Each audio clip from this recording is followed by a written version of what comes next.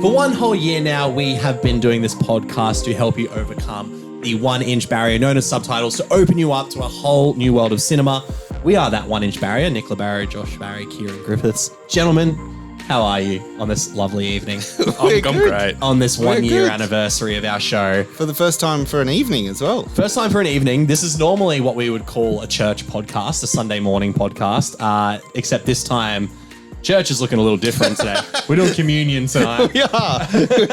This one. To celebrate one whole year of the show that obviously is only still on because we don't hate each other yet in that show busy way, but because you guys are so supportive. So thank you for listening. Thank you for joining us in 2024, our first recording in 2024 of the new year. Yeah. I don't know if you guys knew this, but we did not film our New Year's Day episode on New Year's Day. I don't think it would have been physically possible for at least one of us. Yeah, no, I was okay. You were all right. I wasn't too bad.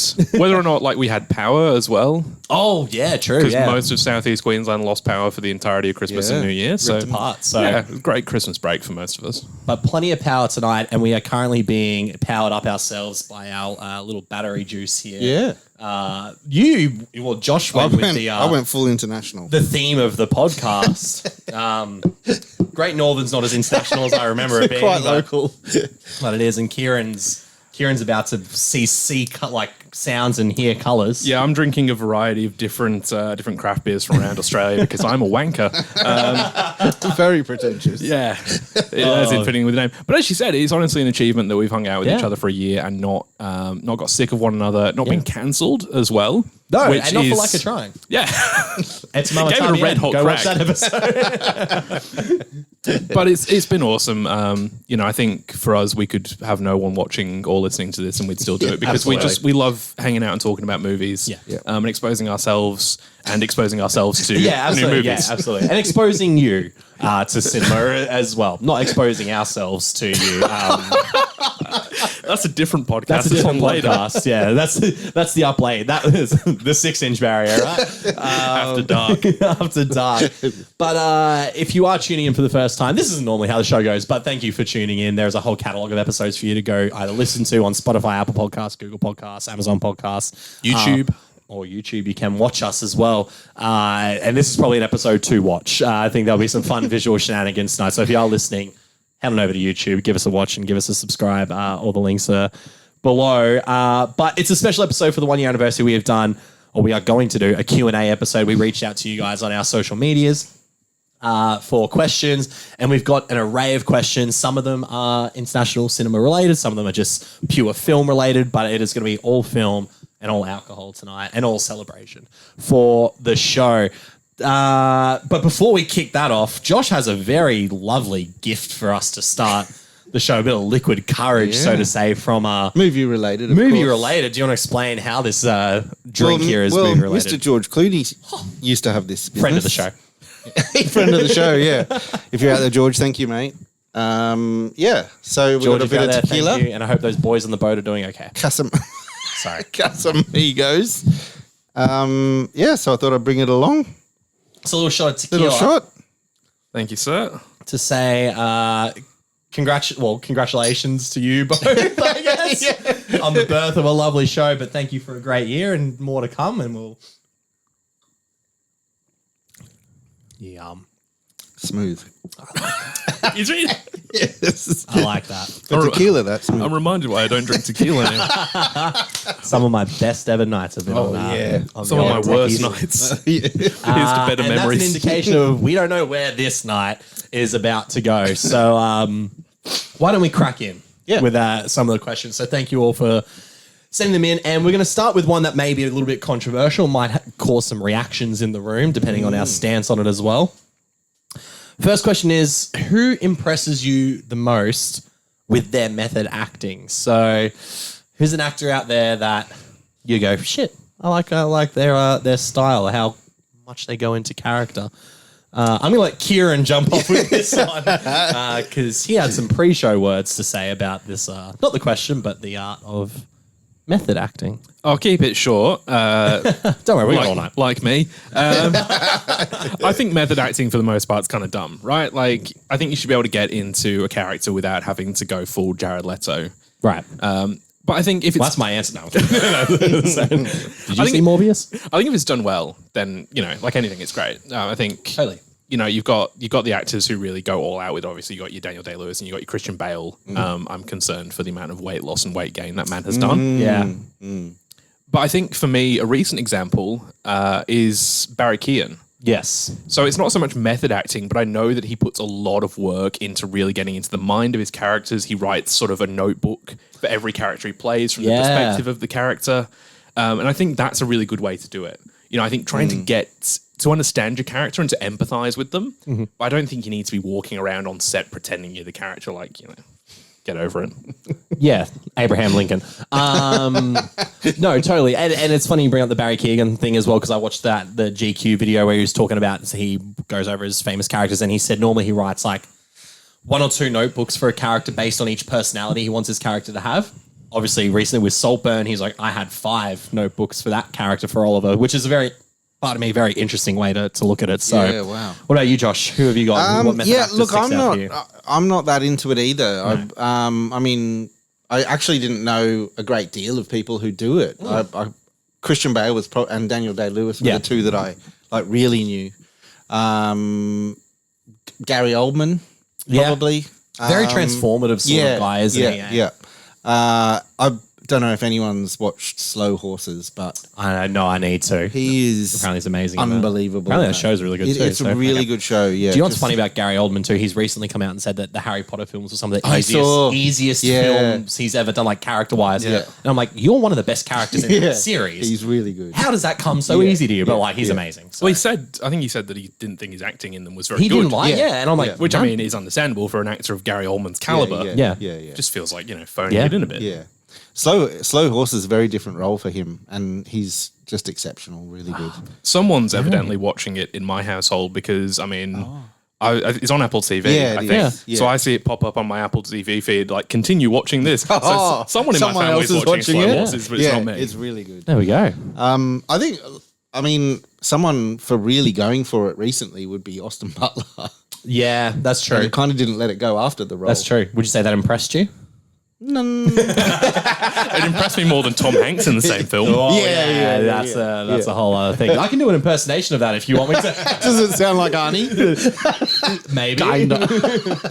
Elvis, I have something to tell you. I thought it was going to be Elvis's Arnie. Elvis, you're the best singer. My name is Gordon Tom Parker. I thought it was going to be Elvis. I thought it would be, I will be back. Oh, God. And we'll see how he goes in June part 2 this year as well. I'm excited to see him in the Bike Riders. Yeah. That's one. I mean, it might be a question. And I don't Masters know, of but the that's Barry Keoghan. Yeah. But that's one of my most anticipated films for this year, Bike Riders. Yeah, totally. I feel like Tom Hardy's picked some questionable roles recently. Yeah. So, but I think this will be return one for him to do. Yeah. Method acting for you, Nick. I went the obvious answer of Daniel Day-Lewis simply because I think that is. I agree. I'm going to be mean about it. It's wankery method acting. I think like the whole thing where he was expecting people to call him Mr. President and Lincoln on set. It's just like, fuck off, mate. But great performance. But I always think about There Will Be Blood. And I think about how incredible of a character Daniel Plainview is because of how great Paul Thomas Anderson's screenplay is. Yeah. But then how great Daniel Day-Lewis brought that to life. Yeah. And I think about I know a lot of people really but like when they think about they think about the I drink your milkshake scene. They think about that. I think about the scene where he's having lunch and he's drunk at lunch and he's berating the guys at the next table because he can hear them talking about him. I think about like drunk acting's not easy to pull off very sincerely. You're about to see some great drunk acting in about 60 minutes. I guess at the end of the day though, I mean, it could. Yeah, we can see it as wankery. Yeah, totally. It would. I'm sure it's hard for the others on that set. Sure, but if that's what they have to do to get that result, like I think about Phantom Thread as well, and how amazing he is in that movie. Because I'm like, I don't see Daniel Day-Lewis on there. You know what I mean? Which is wankery for me to say. If you see those results, I think It is, More power to them. absolutely more Well, I power. think a great example of that is, I mean, you went to school around about the same time or same era that I did, Nick. So did you do the Crucible for your I did do the Crucible for English? Yeah. We all had the same And Daniel curriculum. Day-Lewis built the house that they slept in or some shit like that. Literally, Yeah. he was living like he was in, like 1700 Salem Yeah. for the film, which, do you really need to do that to get the best performance? Probably not, but I mean, it's cool. No, but someone got a free boat out of it. That's all that matters. That's all that matters. Speaking of drunk acting, Yes. Mads Mikkelsen in Another Yes. Round. My God. That is a great example Yeah. of drunk acting. I mean, done that well. will pop up on All the of show them. at one point. Yeah. All of those. Yeah. Yeah. Really That good will example. pop That up on the will, show. yeah. Thank you for the question. Next question. I love this one. What is the most underrated film of the 21st The century? Departed. It's just this little independent film from You might not have heard of it. Scorsese. I'll go first Yeah. on this one. I like- genuinely think that 2010's Warrior, Yeah. That starring is- Tom Hardy, Joel Edgerton, Nick Nolte, is one of the most underrated. I think people who have seen it Yeah. love it. I just don't think a lot of people have seen it. Yeah. It's a brilliant drama. It's a brilliant family. I wouldn't say family as in watch it with your kids, but like a family drama. Yeah. It's a great sports movie too. Really good sport. And Tom Hardy is so great. It's funny we're talking about him doing picking interesting roles. In 2010, he picked one of the greatest Yeah, roles he's yeah, ever done. yeah. Joel Edgerton, who is a phenomenal actor. Yeah. Very underrated. So underrated, and he is And was brilliant. that one of his first sort of Hollywood? One of his first big Hollywood big movies. Hollywood, He'd yeah. sort of just broken out with him and his brother Ed Nash had made The Yes. Square in Yes. 2006 or 7. And then he started popping up in a few things because obviously Joel Edgerton, everyone seems to forget, was in Star Wars Episode 3 because yes, he was. He's Lars Owen. He's Uncle Lars. So yes. I love that. But also Nick Nolte. Pardon me, guys. This is going to be a burpy episode. Sorry. This episode. Apologies. Yeah, Nick Nolte. But Nick Nolte was the most convincing drunk actor in that film. Did he? He definitely got nominated. Did he? He got nominated for Best Supporting Yeah. Actor in that film. And the story is, if you haven't seen the film, I'll just refer to it as the Moby Dick scene. That is so powerful. But he did the first take that he did. The whole crew was silent when it ended, and then everyone, it was like a clap. Everyone goes, wow. so, Yeah. and when you've seen that scene, you'll know. But Warrior to me, I think is the most it was my favorite movie of the 2010s. Yeah. Social Network was a close second, so that's Yeah, the okay. caliber I'm Okay. sort of Yeah. comparing it against. I love that movie. What I think didn't help Warrior as well was that around about the same time, within a few years, you had $1 Million Baby come out, Totally. and you had The Fighter. The Fighter. Come out. Fighter came out the same year. Yeah. Both in 2000. Yeah. Oh, Fighter might have been a little bit later, but they were both around the same time. Yeah, so I feel like in retrospect, people probably it's sort of the forgotten, And it's not- fighting sport movie. It doesn't have that Oscar caliber style to it. You know what I mean? I mean, it's like Clint Eastwood directing $1 Million Baby and starring in it. With Gary The Fighter. O'Connor is not a director you think about when it comes to Oscar movies, but David No. O. Russell is. Yeah. So there you get The Fighter. And then The Fighter is also a story about a recovering drug addict and his brother. Like it's It's Christian Bale. It's Christian as well. Bale, you know, Mark Wahlberg, Oscar nominee Mark Wahlberg. But yeah, to me, Warrior is just such I think it's like an emotionally guttural film. And I remember the first time I saw that, and I've seen it multiple I times. remember. Yeah, it's brilliant. amazing. Underrated though, Yeah, very yeah. underrated. Yep. Josh. Underrated. It's funny, isn't it? Underrated. You're kind of like, critically acclaimed, but is it? Yes. Or Yeah. is it one that a lot of people don't like? Or It's is it- different or- interpretations. I kind of probably take it as I think what you've said. Not that many people may have seen it, even though it was critically acclaimed, or it's a film like that where people have kind of forgotten about it. Yeah. I went with a few foreign films. Nice. I think Mummy, which we've done on the podcast. Oh yeah, of course. Yeah, I think yeah. Mummy's Xavier Dolan. Yeah, I think Who now does no longer make films, unfortunately. Yeah. Unfortunately. God, I still think about that yes, shot. Hey, the yeah, aspect ratio yeah, change yeah. shot. Yeah. Dead Man's Shoes. Oh, the fucking Paddy Considine, Considine film. Yeah. Shane Meadows. That film for me is Hell, good Shane Yeah. Meadows as a director. Far out. and probably another one I'd mention, The Station Agent. Oh, you do Just love that because movie. I fucking love that movie. Is that your favorite movie, or would be up there as one of your favorite movies It'd of all be after up there. Delicatessen? It's definitely up there. Yeah. Okay. You have spoken I love about that quite movie, fondly and it over the last still few hasn't years. got a Blu-ray release. Oh man, Peter So, Dinklage. Peter What an early Dinklage. role there. Yeah. Yep. Great movie. Yeah, really good. So people are probably going to tell me that these aren't underrated, but fuck people. Yeah. So I've got a couple. Nightcrawler. That's not underrated. Love Nightcrawler. Fucking great film. Yeah, I know, great, I know it was up for a couple of Oscars, so it's like, it's not really underrated, but I feel like it is. Yes. I feel like people didn't see it enough. Like Jake Gyllenhaal probably gives the best performance of his career. For sure. Yeah. There are some great ones. Yeah. That sort of like early 2010s to maybe like 2016. He was just knocking them out of the park. Like End of Watch, Prisoners, Stronger. I love End of Watch. End of Watch. Remember when David Ayer made good movies? Yeah, dude. End of Watch I mean, incredible. Beekeeper. No, but like End of Watch is fucking amazing. But Nightcrawler's great. Nightcrawler's brilliant. It's just so fucking good. Eyes in that movie, just those wide eyes, never blinking. Fucking man. Gaunt. Oh, so gaunt, so gross. A movie that I am really against like sequels for the sake of sequels because that's so much of what we get. But one movie that deserved a sequel, Nice Guys. Yeah, totally, yeah. Such a funny film. really Ryan good. Gosling and Russell Crowe have such great chemistry. It is hilarious. Shane Black directing. So good. That gets so much better every time you watch that. He's just Which so pretty funny. much all Shane Black's movies do. Yeah, Kiss Kiss Bang Bang is great. phenomenal, And I think Nice Guys is even better. Yeah. I was just saying, I do have it on Blu-ray. I might be Nice. watching that again. So I was like, do I have that? Yeah, I do. So good. And then I'm going to go even more, is it really underrated? Because it won Best Picture. But how often do you hear people talking about Spotlight? True. Well, you know what? It popped up, I will say, not to shit on your choice, but like it popped up a little last year with She Said. A lot of people were being I wish it was like that. And then the guy who wrote Spotlight wrote a film that came out this year, Josh Singer. What the fuck did he write? Isn't that Tom McCarthy? Todd McCarthy. Tom McCarthy directed it. Yeah. So he's station agent as well. He is too. He is. He is too. Yeah. What else? Josh Singer wrote something. I wrote Maestro this year. Yeah, okay. But I feel sorry, like, Spotlight. I just feel like even though it is a Best Picture winner, people kind of forget about it a little bit. Yeah. It blew me away. Yeah. It's a I love great that film. movie. Mark Great Ruffalo movie. in that film is sensational. Michael Keaton is so good. Yes.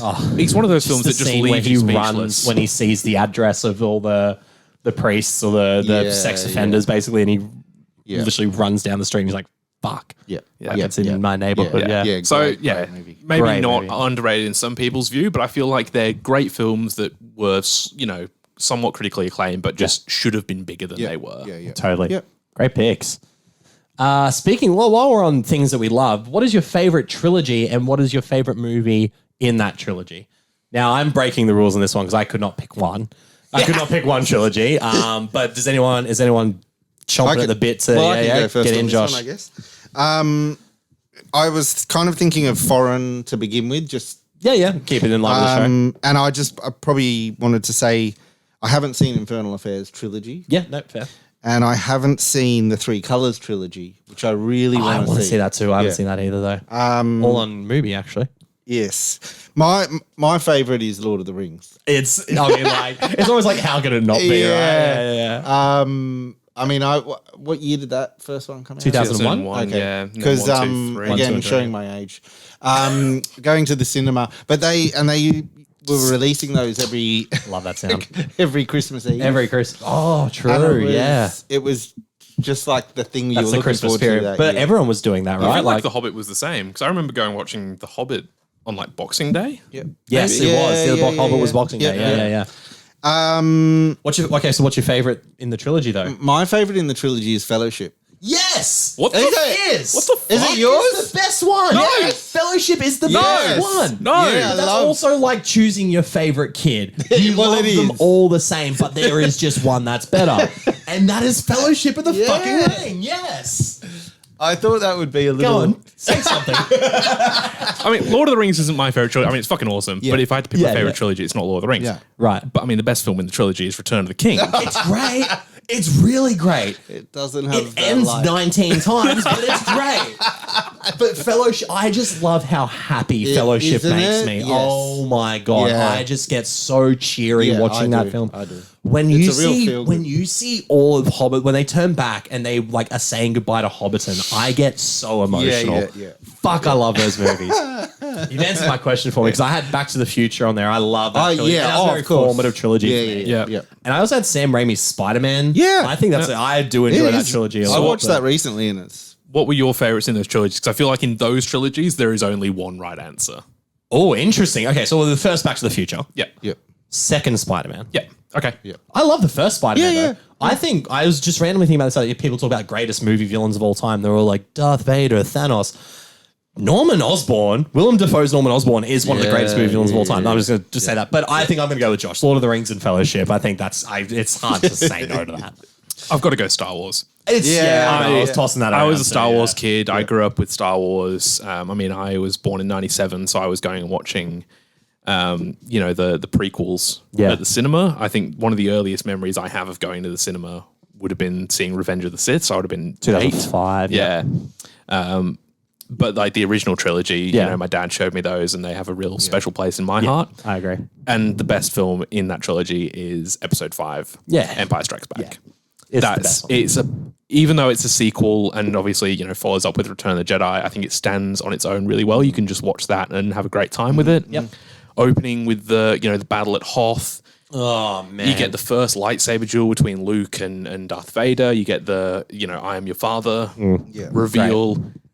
It's just awesome. Cloud City is sick as well. Like the visuals of Cloud City is amazing. Yeah, we get introduced to like Lando and Boba Fett and it's just awesome. And I think it still holds up so well. And it's a real comfort movie for me. Like, I'll happily just put it on and watch it because it really does have a special place for me. But I mean, all the picks though, iconic trilogies. Not just from a filmmaking perspective, but just like withstanding the test of time. Like Yes. Star Wars has now withstood almost 50 years. Crazy. Like think about a couple that. of years Yeah, time, it'll be that's 50 We are 50 years years since away from the episode first 4. Star Wars film, and then we're just past the 20th anniversary of all the. And I got the 20th re-release 4K releases of Spider-Man. Oh no, Lord of the Rings. Oh, Sorry. we're 20 years from But we're 20 Spider-Man. years from Spider-Man too. Yeah. Oh my god. Because they just came out on 4K as well. Jesus Christ. Interesting that nobody picked Nolan's Batman. I mean, I was throwing it around. yeah, I was as well. Dark Knight Rises ruins that for me. Really? Yeah. See, I'm a Dark Knight Rises apologist. I like it. I think it's better than Batman Begins. Oh, I have the same thing with Lord of the Rings, and I'm a Batman Begins. I'm a Batman Begins guy. Yeah. See, I I love the Dark Knight. So it's I think great. Dark It's Knight's Dark- great filmmaking. Yeah. And Heath Ledger's brilliant, but like, I love how origin. gritty. Yeah. Batman And Begins gritty. is grittier than Yeah, Dark yeah, Knight. yeah, Fight yeah. me. Like, I it's don't it's care. the most comic booky, I think, of the three. Yep. Like, I think it's the most sort of like heightened and almost fantasy like, Yeah. whereas he gets very grounded for the Dark Knight. It goes from Gotham City to Chicago very quickly. Yeah, 100%. 100%. But I great did want choice, to. I alright. did want to quickly mention Please. one trilogy I have watched in the foreign film Yeah. is the Vengeance trilogy. Oh, of course. Yeah. Park with Chan Wook. Yeah. Old Boy, Lady Vengeance, Sympathy for Mr. Vengeance. That is a Pretty damn really good. cool. Old Boy, the favorite. I hate. Yeah.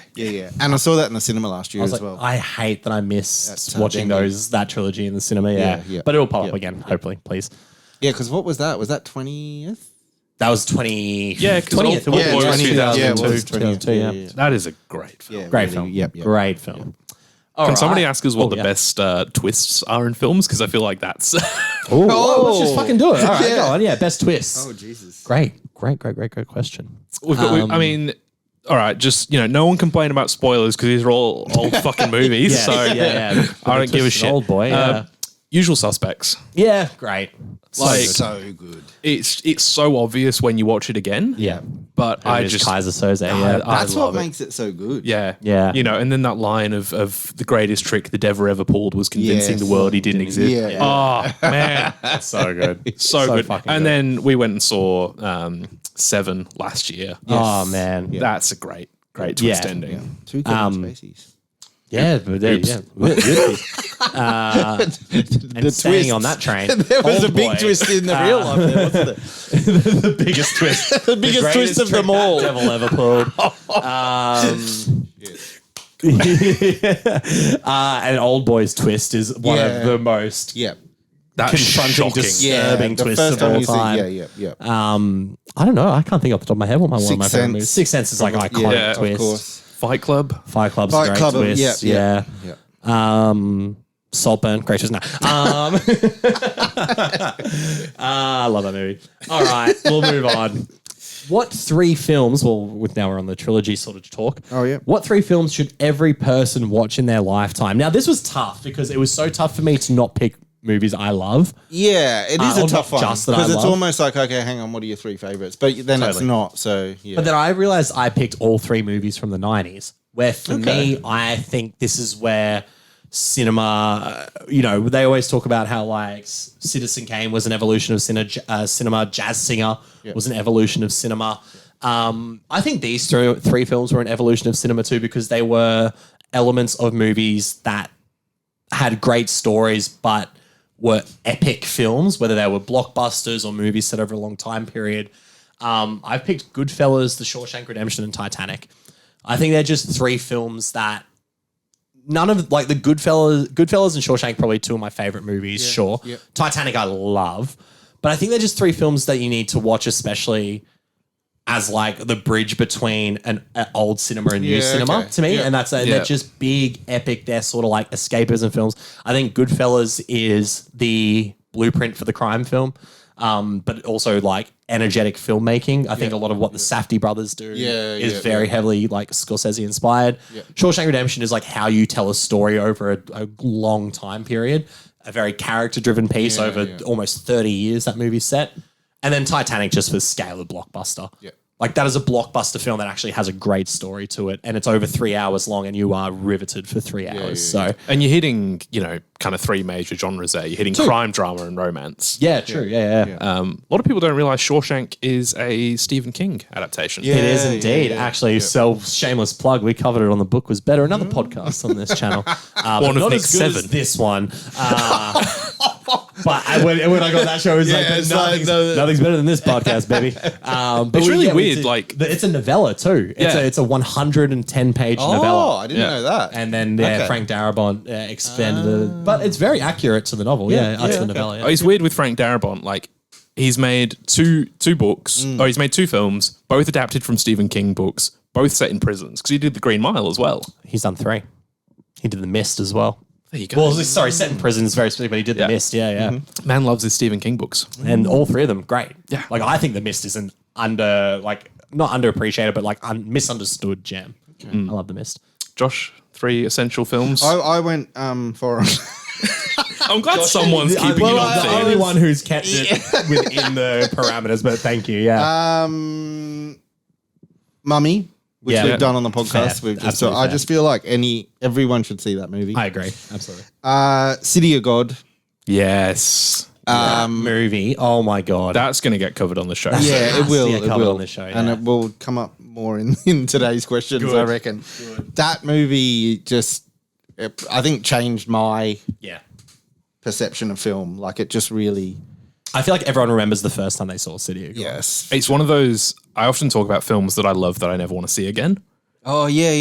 Yeah, I can see why. I can see why. Yeah, it's And brutal. City of God, I loved it. It's a 10 out of 10, 5-star film. It's amazing, but I don't know if I'd want to watch it again. It's a tough watch. You're gonna. But no, it's fantastic. Another tough watch. Good. Incendies. Oh, Yeah. I feel like everyone should see that film. Yeah, Denis Villeneuve. Yeah, yes. His Yeah. last French-Canadian I think- film. yeah. And kind Right. of the film that really put him on the map. true. Because he did That's that right. in He did, 2008, 7? I think you'd Around be then, right. yeah. And then he came out with... Prisoners. Was Prisoners his first English language film? No, Incendies was 2010. And Prisoners, sure. and then, Prisoners was 2012. And then he did Prisoners and Enemy. Yeah, Yeah, that's right. But Incendies is incredible. Yeah, amazing. Another great twist ending. Yes, that's true. Yeah. So they're Good 3 fucking foreign. good 3 great films. Yeah. 3 from me, I would say Casablanca. Yep. That's Yep. It holds up so well for a film that's 80 I have years not old. watched that in years, like decades actually. Now I can say decades now. I'm almost 30. So it's fantastic though. I need to watch it again. I think the thing that's really impressive about it as well is that Bogart's acting feels so modern and feels so contemporary. Like, I feel like I can't watch a lot of Jimmy Stewart stuff. Right. Because I find his Look acting here, really, eh? really campy. But I think, Stewart, eh? but like Bogart feels so That sound natural. like Schwarzenegger? No. Just give it a few more goes. A few more drinks. Or it devolves, yeah. But I think it's such a beautiful romance, and it holds up really well. It is, yeah. Cliche answer, but The Godfather. Yep. Yes, I almost put that on there for me as well, yeah. It's the perfect film. It is, yeah. I don't think I can say anything new about it. It is just the It's best the only film ever Kieran's made. given 5.5 stars. That's how fucking good it is. It's perfect. But no, it's like quintessential American cinema, right? Yeah. Like It's incredible. And I went for something a bit different for the last one. Spirited Away. Hey, good yeah, pick. I like that. I Great pick. think as far as animated films go and sort of more adult animation, it's the pinnacle for me. I remember the first time I watched it, I was maybe 14 or 15, and I'd just never seen anything like it. It blew me away. It really inspired this love for Japanese animation. Yeah. And for Miyazaki's films, I think it's such essential viewing. Yeah, it is. The story is absolutely beautiful. Yeah. Yeah, it is. Did you watch it subbed or dubbed? I think I watched it subbed. Interesting. Yeah. That may be a question that pops up later. Who would have thought? Let's not delve too much into it then. But that's my three. I've watched that film both. Subbed and dubbed. Yeah. Okay, yeah. I think live action is different, but animation. Yeah, it's beautiful totally. viewing, Yeah. but we'll sure. talk about it when it comes up a bit later. That's a I good love pick. that. I like that. Next question. Have you ever changed your mind about a movie once it came out on streaming or DVD? So you've seen it in the cinemas and then you've watched it again on streaming DVD and your opinion has changed. Not changed my mind so much, but I remember I saw Lady Bird at the cinema in, 2017? We've spoken about this. You've mentioned this before. Yeah. Yeah, and I think I was like, was that it? Because it was hugely critically acclaimed. There was lots of talk. Arguably like the most well-reviewed film of that year as well. I think it had a 100% on Rotten Tomatoes at some for a point. long time. Yeah. And I was like, is that it? And I was probably, what was I in 2017? Probably 20? Right. So, and I watched it again a couple of years ago, a bit older, and it just hit me completely differently. Yeah. And it's become one of my favorite films. That's very So interesting. you think the expectation was too great? I think the expectation, but also just a different time in my life. Yeah. So it's I love that you said that because there's a podcast I listen to with 3 movie critics, and one of the things one of the critics says, and he's older, he's like he's almost 50 now, and he's been reviewing movies forever, and he goes, the biggest thing to remember is that the movies never change, but we change. Yeah. And I think that's a very interesting way to look at a lot of it, especially as you I loved Spy Kids 3D growing up. And if I watched it now, I'd be like, that's shit. But you know what I mean? Like we grow up in things, but then when it comes to more adult, like Lady Bird, I'm sure, not speaking for you, but you watch it at 20, you'd be like, fuck, she's annoying. Yeah. Like, and then you grow, and then you like, oh, but I've reflected back to when I was like 18, 19, 20, like, I did all those exact same things, and now I've grown up, and you sort of go, yeah. I'm pretty sure we talked about this in the Tamama Tumbien. I think we might have actually. I'm sure that I've you spoken about watching it over, yeah. But and another one And that the characters you guys relate will to, probably notice in a few years is Worst Person in the World. Interesting. I mean, that hit me like a ton But I reckon of bricks. if And I you reckon watch it in 10 years, I reckon Different film. but equally as good, but Yeah. a different perspective. I think so much of God, that's how a we great engage with art, it depends on our time, the time and the place that we engage with it, right? Yeah. Yes. Totally. I think, it's something like Boyhood. Like watching Boyhood as someone in their early 20s versus watching Boyhood as a parent. Yeah. Such a different experience. I recently watched the Before trilogy for the first time. And I feel like watching that, because I'm probably about the same age that Jesse and Celine were in the first film. Yeah. And then I feel like watching that again every 10 years is just going to be such a different experience. Amazing. Yeah. What a great trilogy. I thought about that for that best trilogy as well. The Before trilogy is That's a really incredible good trilogy. point. Yeah. What would be your favorite out of those? Have you seen? I've seen all three. I haven't seen them for a fair while. I want to revisit them. I would have to 'Cause rewatch them again because it changes every time I watch them. Yeah. Yeah, I love them all, but then it's just, it's As someone What who's about watched yours them as recently, Sunrise. Yeah. it's so tough to not go past Sunrise. That movie is so beautiful. I love it. It's just because there's just such that the love is so innocent and pure, and like there's this youthful energy, and Totally, yeah. there's no cynicism. Like obviously Jesse becomes more sort of cynical and jaded as the films go on, and so does Celine. Yeah. But I think it's so beautiful and so heartbreaking, and Oh God, I cried in every. Yeah. Oh, I don't blame you. Like, they're beautiful movies. Ethan Hawke is phenomenal. Like we were talking off air. Look at us.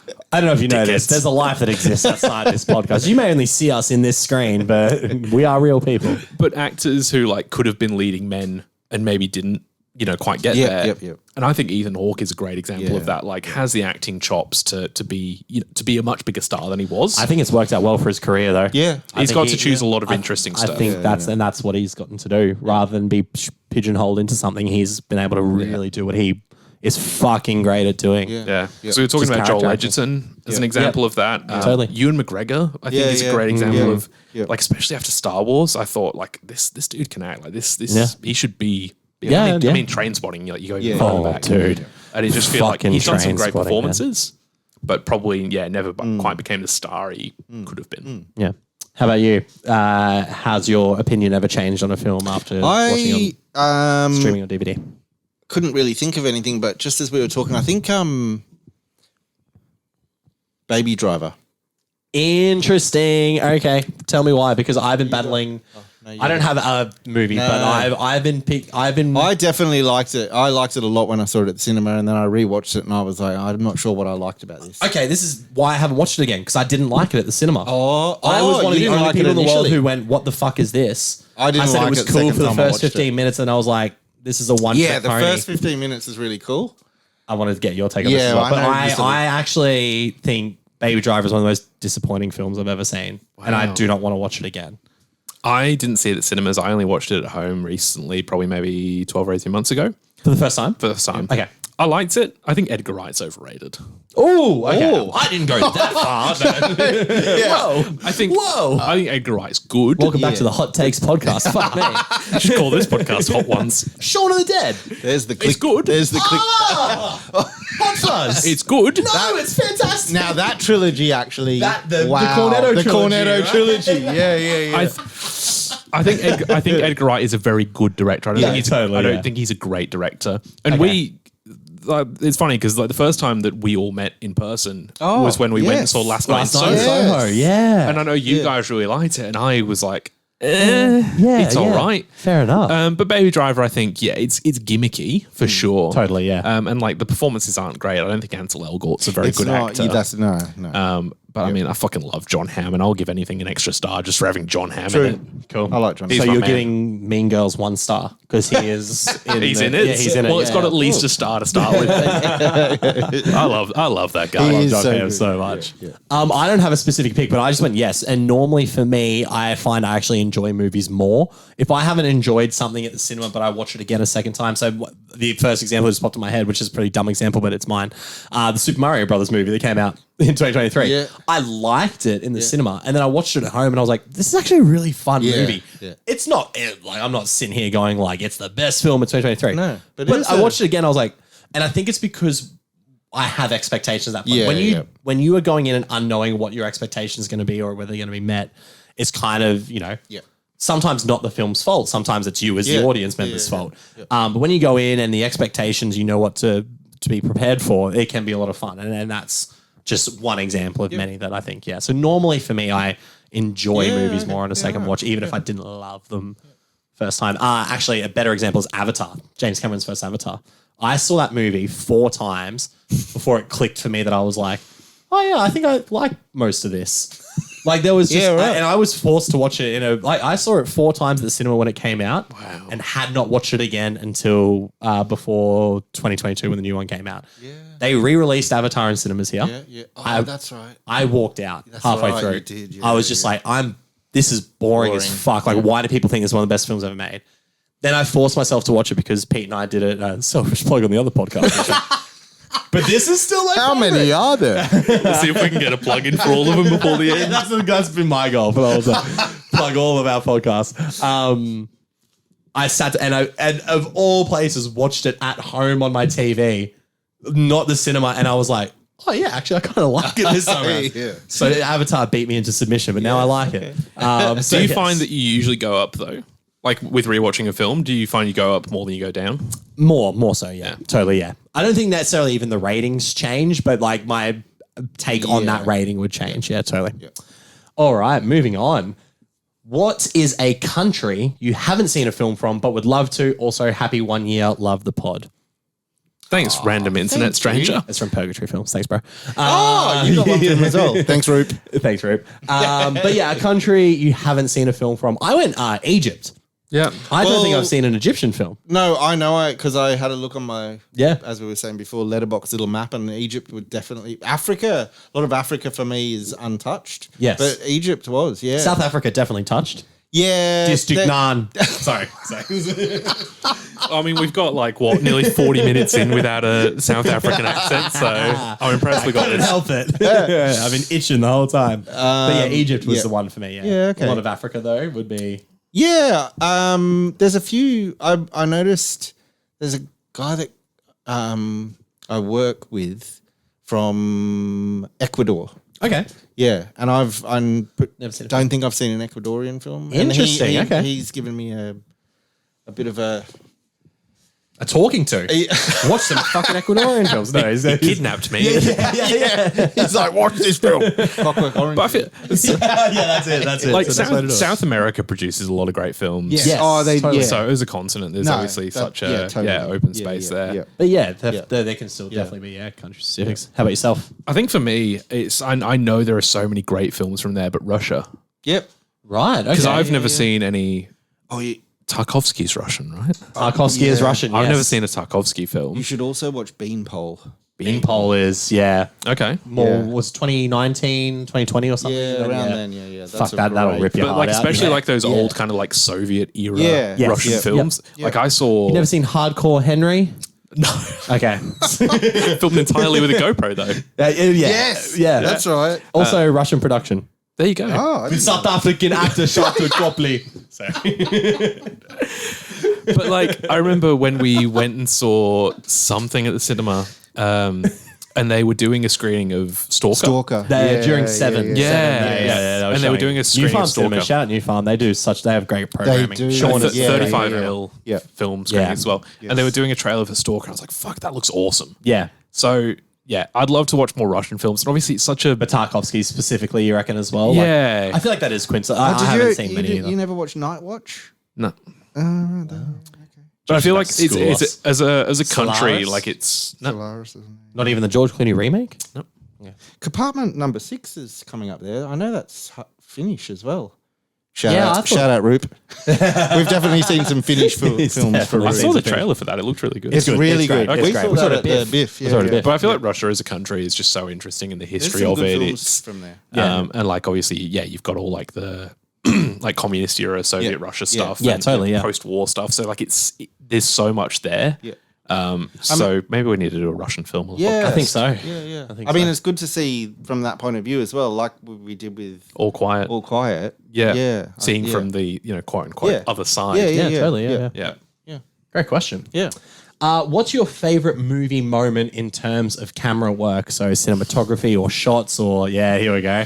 This prep came in handy. I'm doing all this off the cuff, by the way. These guys are prepped. prepared. He hasn't prepped. So Do you have one there, Josh? I do, yeah. We'll give you a second. Oh, the first one, City of God. I mean, that opening. Yeah, the riot opening scene, and There's so many scenes. I still the think camera about- work in that is. I still think about the shot that's on the rioters coming in or the mob coming in, and that just Yes. turns up to the sky. Yeah, and yes. twisting as well. Yeah. Fuck, that's a great amazing shot. camera work. In Amazing. that movie. Yeah. I picked two because I couldn't help myself, but it's from the same movie: the car chase scene and Clive Owen running through the war battle in Children of Men.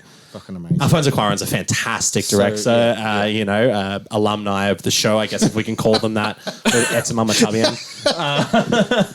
Good horny director. Good horny director, but also knows how to film fucking intense action scenes. Yeah. You'll find out from me, the more you talk to me about film, I lose my shit in a good way at long takes, one-shotters, and if you can pull off a great one-up similar to the car scenes and then that scene. My favorite story from that is that during that battle scene that Clive Owen has to run through, they went through it, and there's so many logistics. There's explosions, there's gunfire, there's so much blocking with the actors. They went through the whole scene, and some blood and mud splattered on the camera lens, which is in the final shot of the film. And they got through the whole thing, and Alfonso Cuarón was like, fuck, we fucked it up. We don't want to do that. And the cinematographer went, you think that's what fucked this up? We got a perfect run. We're not going to get that again. You're having this shot. Like, force Alfonso to be like, it's blood and mud on the screen. Yeah. And it makes the scene even better. I like to be funny, but he was willing to be like, nah, we have to reset this whole fucking shot. Wow. So, Children of Men for me. I think that's one of the best shot films ever. Yeah, I agree. Off the top of my head. Yes.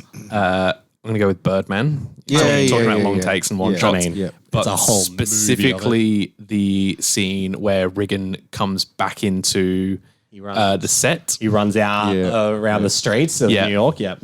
Yeah, so he gets locked out and he's walking around the streets and then he comes back into the set. In his underpants? Yeah. Which is good comedic. It's just shot so well. It's brilliant. And one of the things I love about the movie is when you get to see the actual drummer playing the soundtrack score. Fantastic. Like, people say that was a bad Best Picture winner, but fuck those people. That is one of the best fucking movies of the decade. That next couple of years, I watched that film a lot. Yeah, that's a great film. I do need to watch it. That was. I reckon that's the best year for films. 2014. Yeah. What else came up? So 2014, you had Boyhood, Birdman, Whiplash, Nightcrawler, Grand Budapest Hotel. Because I feel like the next Fury, Gone Girl. What the fuck? Oh my god! I feel like the next 2 Imitation years. Game. I was just watching Birdman, Whiplash. Like I watched those films so many times. That was did you like music and anxiety? That's what I'm getting from here. I wanted to do a special mention for the corridor scene in Old Boy.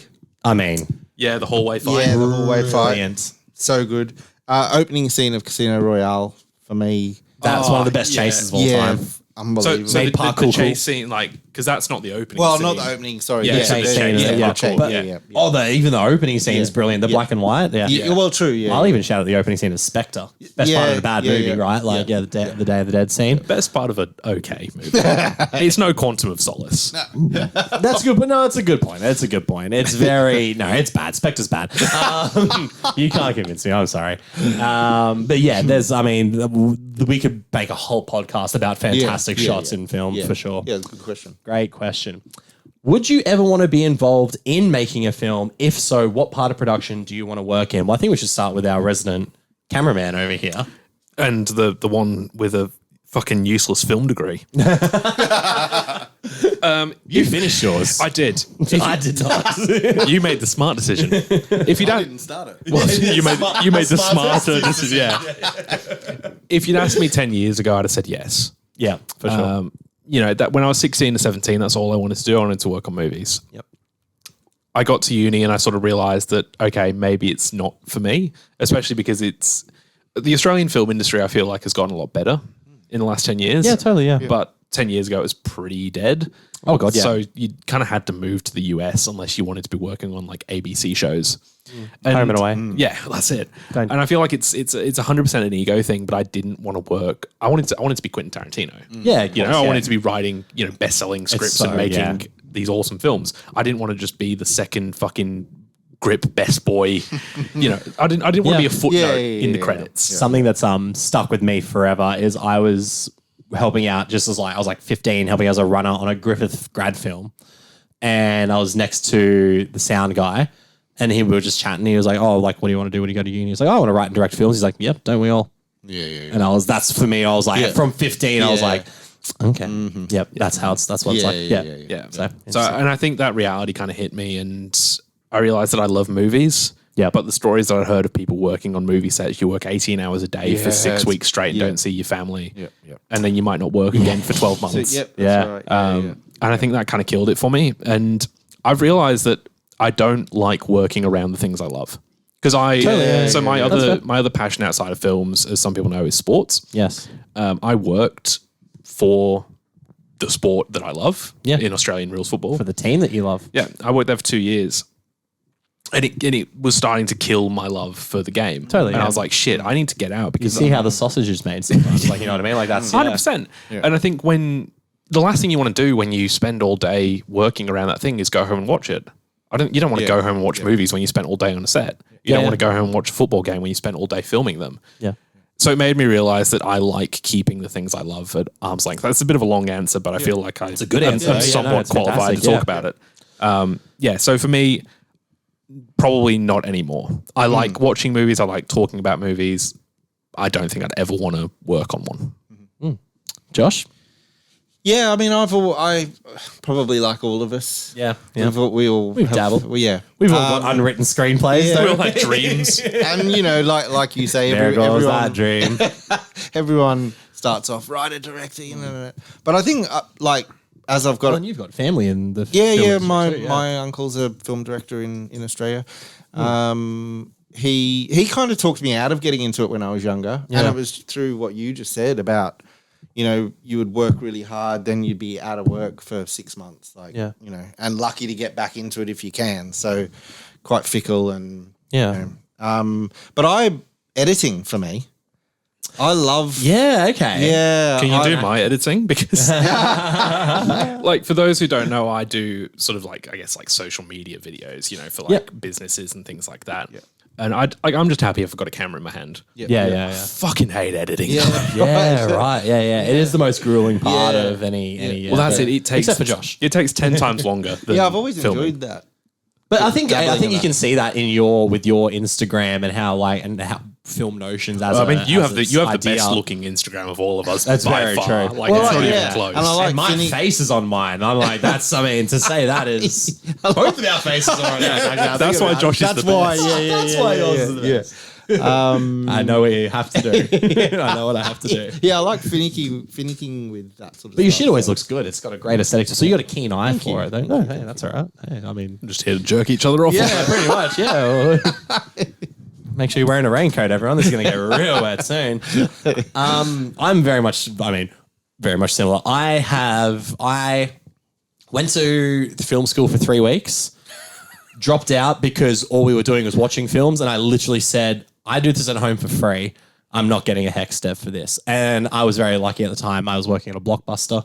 Worked there for 5 years. Best job I've ever had. Best job I ever will have. There will be nothing better than that job. I peaked super early. It's all downhill from here. But I left, and I said if I left, I would have to do the thing I was told myself I was doing. So I made short films with a group of really close friends at the time. We made 4 or 5 short films together. Yeah, right. One was very successful. It's currently sitting on 17 million views on YouTube. Yeah, Shit. That was great. The first one that we didn't do so well, but it was our first production. We were learning, and it was an ambitious project for that production. And it was as all great student films are, is a film about a film getting made. And then we made the successful one. Then we made a string of other ones that, with each one that we were making, I fell less and less in love with doing it. Yeah, okay. And I remember sort of snapping a little bit on our last one that we shot. And it was in that moment where I was like, oh, this isn't fun for me anymore. I'm actually acting like a producer, being like, we have to get this done. But I was like, I'd lost the fun. Yeah. And then I stepped away from it. So, it was, I kind of was like, I love the creative side of it. I have, like we probably all do, ideas for movies all the time. And I'm thinking about little scenes I can write and shit. So maybe writing will be there one day. Yeah.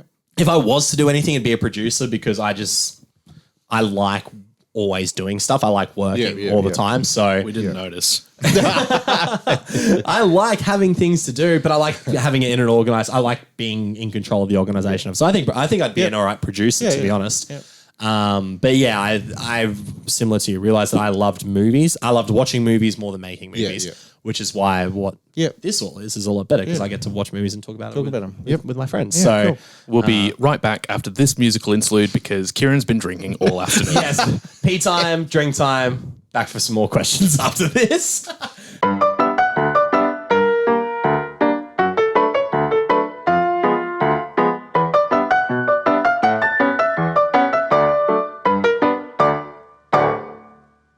We're back for the second half. As Kieran loves sports, we'll use sporting terms. It's the second half, which means we need to rehydrate, gentlemen. Cheers. Beauty of edits. The beauty of edits. You won't even know what happened. Shenkui. Kampai. Ganbei. Shenkui is nothing to do with alcohol. It's bloody delicious. That's awful. Shenkui is just what Borat says. I say it all the time. Let's crack in to the next questions, and we're going to start round 2, second half, with a very controversial question, possibly the most controversial question on the list. I did have a laugh. Should I provide context or no? Or should I just ask the damn question? Just ask the question, I think. Warhorse when? Well, for those who didn't hear it first time, Warhorse when? The Steven Spielberg film, Yes. Warhorse. Given it's not a foreign film, No. No, it's Never. not going to end up here. Don't you ever ask that question again. I did think if we watch it subtitled. if we watch the dubbed version, Can I pick it? If we watch it in the native language of the horse, does that count? It's just a whole movie of nay. That'd be fantastic. With subtitles. It's like Mr. Ed. well, it's not going to appear on this podcast. It wasn't a book, so it's not going to appear on your other podcast. Unless we decide to do Steven Spielberg films, perhaps for Or a monthly movie marathon. It'll be a % on Rotten Tomatoes. It will be a percentage on Rotten Tomatoes. It is a reviewed film, so Anyway. it might be. For context, for the literal 99.9% of listeners who don't know, I have a friend from high school who I'm still friends with today who has berated some me. reason. Well, yeah, I mean, this is the contentious part of our relationship, is that he berates me that I cannot be a legitimate film lover, film critic, because I have not seen Steven Spielberg's Warhorse. And this started in about 2010, 2011 is when the movie came out. So that's probably when it started. But what we found out this afternoon is none of us have seen the film. The three of us No one have on not this panel seen has seen it. So fuck you, Warhorse. Fuck you, Spielberg. But it just became a thing where it was. And then when I started doing Q&As on Nick's Flicks Fix, it was he would just ask, when are you going to watch Warhorse? And that has now just caught on. It wasn't my friend Jared who asked the question. I know it's going to only get even worse. Yeah. It's only going to get worse. I'm digging the hole even more. But no, Warhorse has not been watched. And at this point, fuck it, it won't be. No. Do people talk about Warhorse anymore? That was an underrated film. If one of us had fucking said that. Oh, Actually, the most underrated film of 2010 is Warhorse. I had to question whether it was even Spielberg. That's Yeah, how the fuck is that, yeah, right? yeah. Yeah, oh man, gold. So, Warhorse when? Never. Next question. What was the first foreign feature film you fell in love with? It's a good question. I think it was, I want to say The Hunt, Danish film with Mads Mikkelsen. That came out. That's mine as well. Oh, there you go. So it came out in 2012. So I would have been 15. I'm really bad with maths. In case you haven't noticed. And I don't know why I stumbled across it. Yep. But I was just so blown away. Like, it's a really powerful, impactful story. It's really hard to watch. Mads Mikkelsen. It started my love affair with him. Tough to watch. Because he's awesome in that. And then, it was like, oh shit, like foreign films are awesome. And it just kind of kickstarted that love. I think that it might not have been my first foreign film that I'd watched, but it was definitely the first one. No, I'm the same. It was definitely not the first foreign film I watched, but it was the one where I was profoundly moved by it in some way, story-wise and I guess cinematically as well. And it was when after I watched it, I just remember the effect. Like, that final scene is fantastic. The ambiguity of will he be okay in this town ever again is brilliant. It's like it's so harrowing, despite the fact that it shows nothing. Yes, like nothing really is shown. My only counter to that would be is like I think I also as having grown up on so many American films, I liked the unprudish nature of when they do show the pornography. You know what I mean? Like an American film wouldn't show that, but this, it's a European film and we see that this brother and the friend show this little girl the pornography as a joke, which is what kickstarts all of this. I don't think you would have seen that in an American film, and I think there was a part of me that appreciated the fact that this film understood or treated its audience mature to be like, you need to know what this girl has seen in order to know the gravity of this situation. And I think that was something I respected about at least the international cinema part of it. There's no prudishness to the fact that pornography exists and people have sex, America. I don't know if you know that. But yeah. Shooting kids in schools? Fine. People having sex? Not on my watch. So yeah, that was our foreign film. I'm interested to hear yours. So Josh, when you saw Fritz Lang's M at the cinema, Oh, yes. Lordy. They were the times. Take my gallon of date to the pictures. Jimmy Stewart.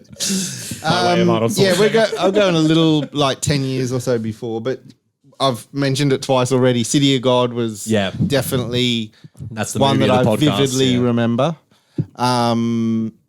A couple of others, though, that I distinctly remember around that time were Audition. Ooh. Have you seen it? No. Takashi Miike. Yeah. He's going to come on the podcast. Yeah. Well, not him, but like, If we can. Takashi Miike, if you're out there, dude, I'm happy to have you on. Another one of his, Itchy the Killer. Yeah. I saw those That two movie's quite, fantastic. pretty quick. I just purchased 13 Assassins today. I haven't seen it before, which is another Takashi Miike film. So I but those Takashi two Miike. were Fuck. right at the start and really opened my eyes to what foreign cinema could be, and so different to anything. In America. Tell you what another film I watched probably around the same time was, and this is going to make me sound quite bad, but Blue is the Warmest Color. Oh, yeah. we all watched that. Yeah. You at home, you watched that too. Don't you judge me. You know you fucking watched I've seen your watch history, you piece of shit. perverts, you fucking perverts. Great movie though. It is. Yeah, it is. Like, It's a really good movie. to sit through a 3+ hour French film. Yeah. I don't think I've seen it in probably 10 years, but I was really blown away by it at the time. So that was another one around about the same time as The Hunt that really struck that's me. fair. Yeah. Some great picks. Well done. This is a very interesting question. Yeah. I'm very excited to break this one down. What do you think of Korean movies in the recent years? And this person, I believe it was Jamie, said there hasn't been a good one since Parasite. I'll kick it off. Because I would say Parasite absolutely is the best Korean film that's come out in the last few years. But I don't think it's the best film just because it's a Korean film. I think Bong Joon-ho is just a fantastic filmmaker who happens to be from Korea. So a lot of that is not necessarily the quality of films coming out of Korea have been bad. It's just Bong Joon-ho is a freak of a filmmaker. Yeah, and set the bar so high. Set the bar so high. So I don't think it's necessarily a Korean film thing as more of the filmmaker behind it. But I was looking, at the 2020s films that have come out, and even though these ones are American films, Minari and Past Lives, both have very Korean-centric. they're American. They're Korean South language Korean. in parts. Yes. They are Korean language. in parts. Minari is fucking awesome. Yeah. Minari is so fantastic. Past Lives was on all of our favorite movies of 2023. Yeah. But Broker. Incredible film. Yeah. Decision to Leave. Decision to Leave. I love Decision to Leave. Yeah. It's not as good as the original, but I enjoyed the action of Peninsula, which is the sequel to Train to Busan. Okay. Definitely not as good. Like Train to Busan is fantastic. One of the best zombie films ever made. Yeah. Peninsula was fun. It was an action film. It's nowhere near as good though. Yeah. And then there was a science fiction horror film that came out called Project Wolf I Hunting. want to see this. This has been on my watch list for a while. So don't go into this movie expecting it to make a lot of sense because it does. It does a very classic, like halfway in the film pivot. Yeah. It might be the goriest film I've seen in like the last 10 years, just based on level, like the absolute quantity of blood and gore. Yeah. But it's cool, man. And it's from Korea. It's like the basic premise is that a whole bunch of criminals are trying to smuggle themselves out of Korea with drugs. And they just happen to be on a ship where people are doing science experiments on superhuman mutants. Oh, cool. That's all I'll say. Yeah. Okay. All right. Shit hits the fucking fan, but it's cool, man. Yeah. And, so I think Korean, and obviously I shouldn't even have to specify South Korean. Yeah. But one of the best documentaries I've watched came out of South Korea, which is Beyond Utopia. Which, if you get the chance to see, it's coming out theatrically in Australia this year. Yep.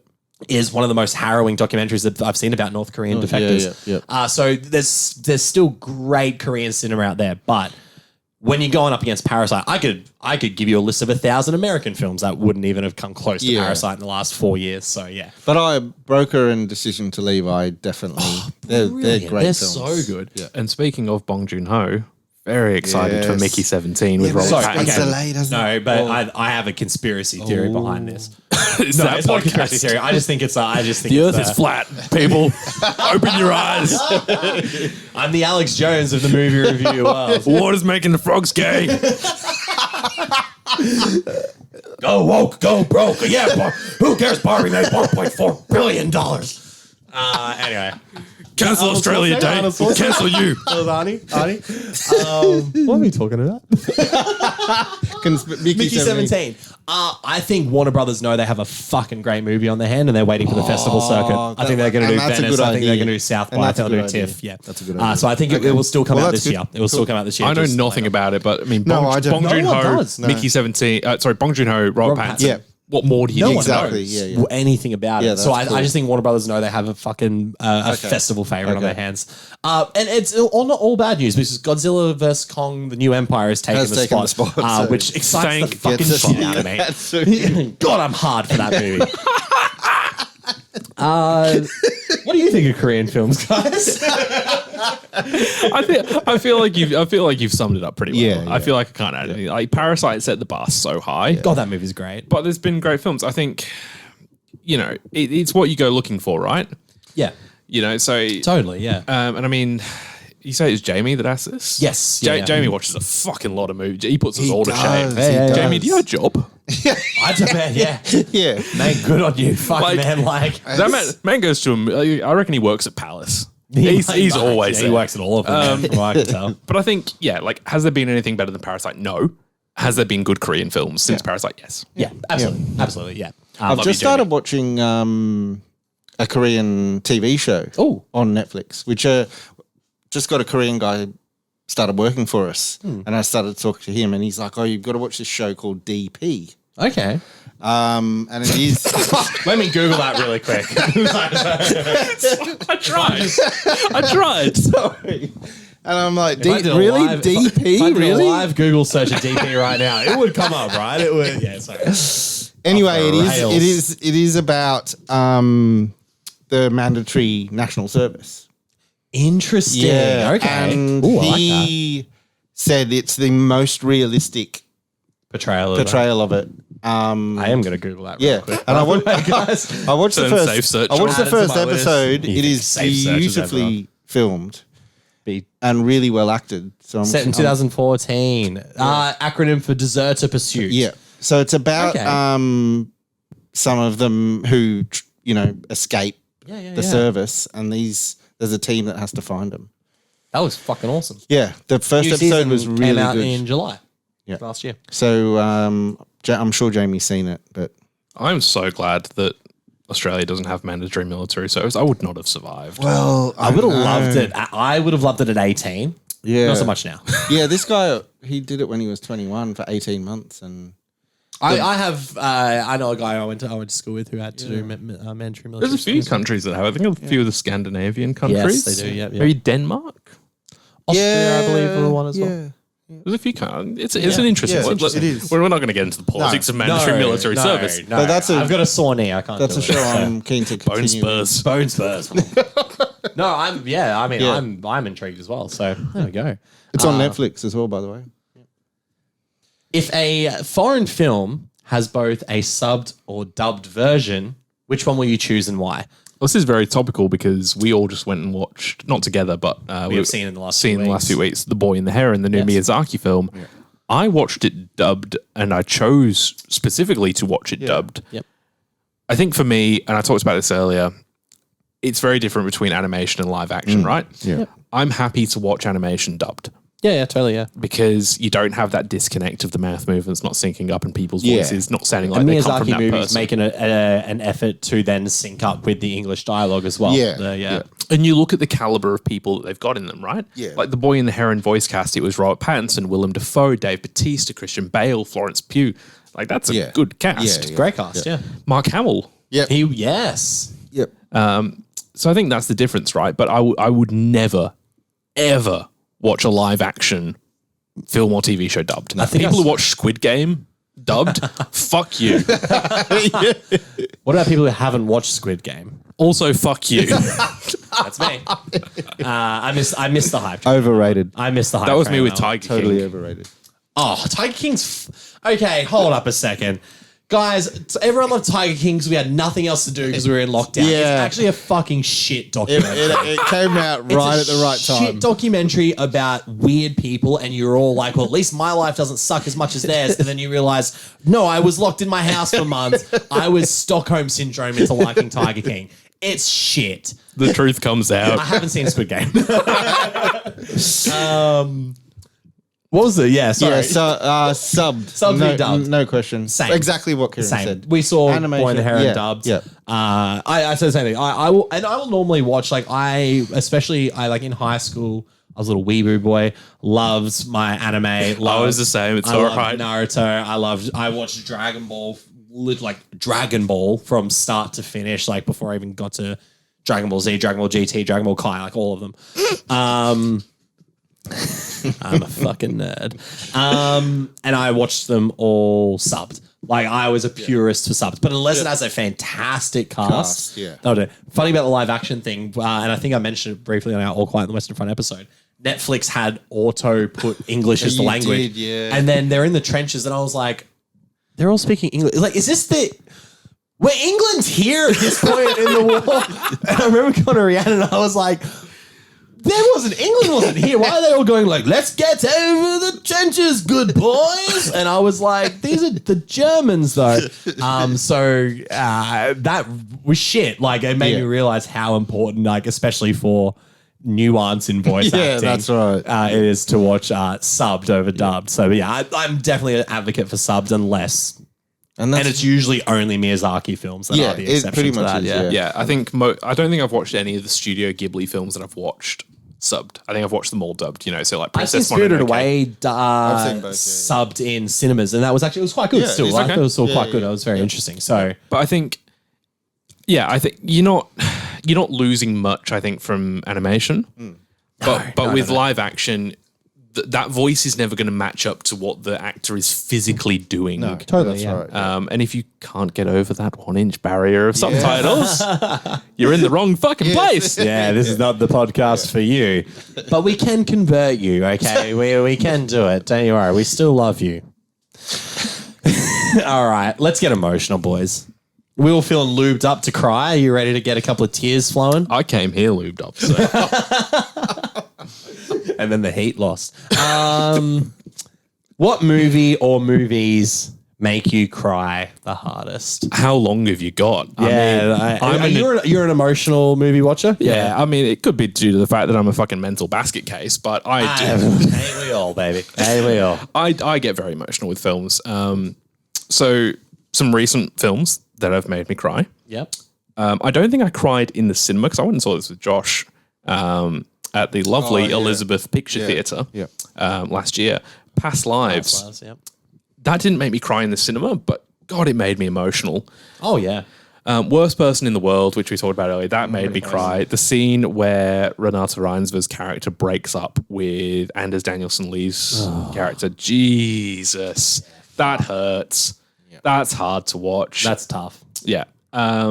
Lion? The Dev Patel film. No, I get that. I was going to mention Lion. I get that. Yeah. I cried during that. Yeah. I saw that with my mum, and she was bawling. Yeah, I remember. We were in a very emotional audience. The ending hits hard. Yeah. Is it the ending and then the text? Yeah. And then you're just like, fuck. Yeah. Like that's a tough. Yeah, it's a tough pill to swallow. The film that I can remember sort of in the last few years that's made me cry the most, and I was a wreck in this film. Coda. Yeah. So is it okay? Which scene did you start crying in? Because we'll have a agreement here, probably. I sounded like Christopher Walken. Which scene makes you cry the most? What the fuck was that? Was that Arnold Schwarzenegger? I hid this watch in my ass. Sorry, I feel like 2024 should be the year that I'm banned from impressions. Like, you guys actually need to straight jacket my fucking mouth. We need to have an intervention. Sorry, Coda. Which scene? It's the scene where she is at Juilliard singing to her parents and signing at the same time. Yeah. Oh my fucking agreed. God, agreed. That. But because it's not a competition, but I beat you. I cried beforehand. Scene with her dad? When the dad puts their hands on the neck, dude. Yeah. Fuck, and she's singing, he starts... I fucking hate every single fucking person who's like, that didn't deserve Best Picture. Who gives a fuck? the Oscars are dumb anyway. Like, the Oscars are the most fucking... We still took a day off work last year to go and watch them live. We travelled to watch it live with an audience too. But it's fucking dumb, and it's a bunch of self-serving wankers patting each other on the cock. But, like... Coda's a great movie. It really is a great movie. Oh, it's a great movie. Sure, it's not your fucking like period piece drama award winner, but it's a beautiful movie. It's so good. God, I love Coda. Amelia Jones in that is is amazing. I love that. Really Troy good. Kotzer. Fuck, man. Dude. He deserved all those awards. Yeah. Dude, 100%. Yeah. And I loved his campaign trail. I love the Oscars again because he was great. Because he won. His campaign trail it was so he's so funny. Yeah. It's a brilliant movie. Brilliant movie. Because who was he up against that year? I feel like it was him and like one other person that was... Great question. That's a great While question. Nick looks it up, I'm just going to gush over Troy Kotzer a bit. Yeah, please do. Because, man, so good. And like He to was get amazing. deaf actors playing those Yeah, roles, exactly. amazing. I loved it. Amelia Jones, as I said, so good. We need to see her in more stuff that's not cat person. Yeah, oh, look, I didn't hate Cat Person as much as everyone else did, but I get why. I get the criticisms of it, for sure. But it's a beautiful film. It's so emotional. And that final sort of scene where she is singing at her audition for the music college and her family are in the audience even though they're not supposed to be, and she's signing as she sings. Yeah. Oh, I was in tears. I loved it so much. Nick, I can only stall for so fucking long, man. I know, you're Are you wanting supporting actors? Javier Bardem, Benedict Cumberbatch, Andrew Garfield was probably the one, and Denzel Washington. Andrew Garfield for... Tick, tick, boom. That was lead actor. That's lead. You want supporting. Jesse Plemons, Power of the Dog. J.K. Simmons being the Ricardos, Cody Smith-McPhee, Power of the Dog, and Kieran Hines. Yeah, I feel like it was Jesse Plemons, right? Probably, yeah. But Troy Kotzer was awesome. Yeah. But also Troy Kotzer better than Javier Bardem, Benedict Cumberbatch, Andrew Garfield, and Denzel Washington. The biggest crime from that year of the Oscars was Renata Reinsve not winning Best Actress, not even being nominated for Best Actress. That was fucked. Yeah, that was fucked. So... Fuck the Oscars. We're back on that. Yeah, the Oscars are shit. Josh, what makes you cry? I'll be really quick. Take as long as you are. Like, I've found once I've started to take notice of this lately, and it's male emotional relationships that really get me. Okay, yeah. And I think it's like friendships, or so it's probably more like there are some friendships, but it's more like brothers or father-son stuff. So all of us strangers would have fucked you right up. Yeah, totally. Yeah. And a couple of others I put down. The Straight Story. I still haven't seen that. I need to watch it. I know how much you love this film. Yeah. So, well, without giving anything away, but the ending of that film is, for me, is a killer. Like, it's I mean, we relate to what we know. Yeah. Right? So if you're a father, you're going to connect with things about fatherhood. If you're a brother. Yeah, exactly. Yeah. Like, I mean, I've got a very close relationship with my brother. Shout out to you if you listen. But Does he listen? I think he does. Hey, shout out. Oh, shout out. All the way from the UK. But like anything about brothers really, really hits me because I have that relationship with my brother. And anything about like Lady Bird, like that mother, obviously it's a mother-daughter relationship, but that hits me because of the relationship I have with my own mother. Yeah. So it really depends on the context. Yeah. So, I mean, for you as a brother, like it hits home. And another one, not family related, but Good Will Hunting. It's not your fault. Yeah, that's not like, great scene though. Great scene. And even though they're not related, it is like this kind of father-son. It's like a surrogate father. Yeah, exactly. Yeah. And that line is just... I think almost the most emotional bit in Good Will Hunting is when Ben Affleck says to Matt Damon, that is so good. If you come back here, yes, I'm gonna fucking kill you because like you need to get out of here. I you love got that it. movie That's much, amazing. man. The fact that they wrote that when they were like, what, Unbelievable. 20-something? I fucking love that movie, man. I miss Robin Williams, man. Yeah. I fucking miss Robin Massively. Williams. Yeah. I'm very similar to you. I'm very much like family dramas. I put like After Sun. I think the ending of After Sun. Yeah, father daughter. Me. That was another one like Past Lives that didn't really hit me until afterwards. Yeah, no, I definitely cried in the cinema. Well, our cinema Yeah. Remember, I was the first one that got up in the whole cinema. But even still, cinema. that was minutes. That was into the It credits. was about 3 minutes after. Josh and I are very good at just getting up and leaving. Once we see director, we're like, bye. But that cinema was so full.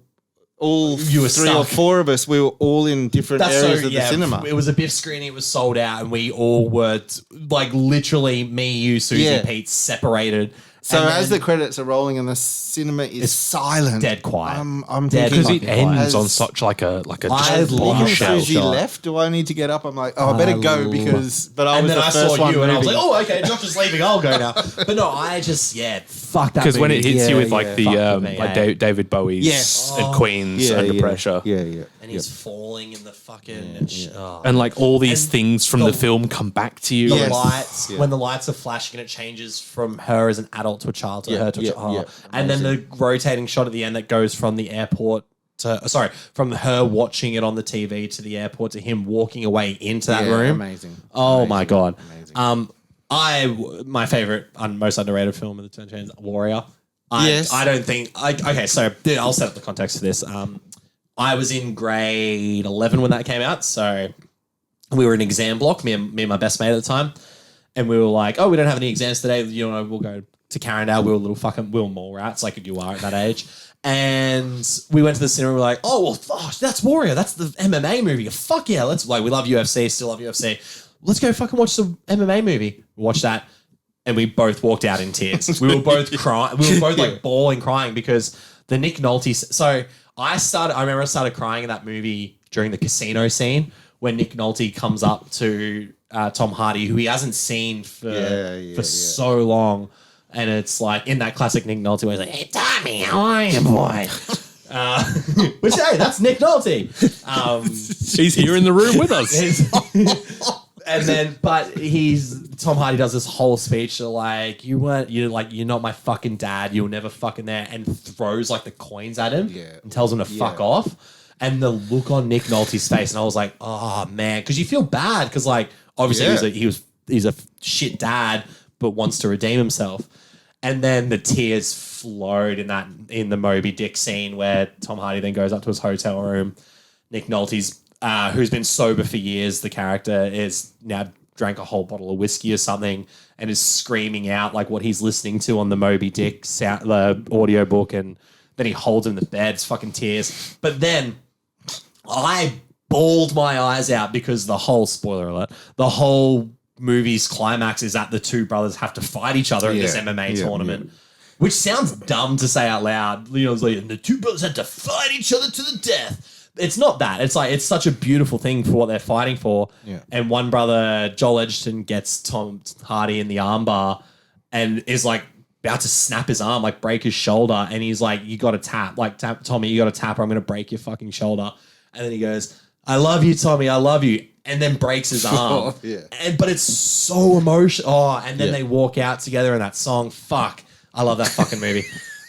One other film I'll talk. So we've touched on a lot of films that I think we connect with on a personal level because we're all brothers. Mm-hmm. Yeah, true. That's and obviously we're all sons. So I think like anything that's like parental relationships or relationships with brothers really connects with us on a personal level. Yeah. Movie that I have no real connection to on that level, but holy shit, I never want to watch this again.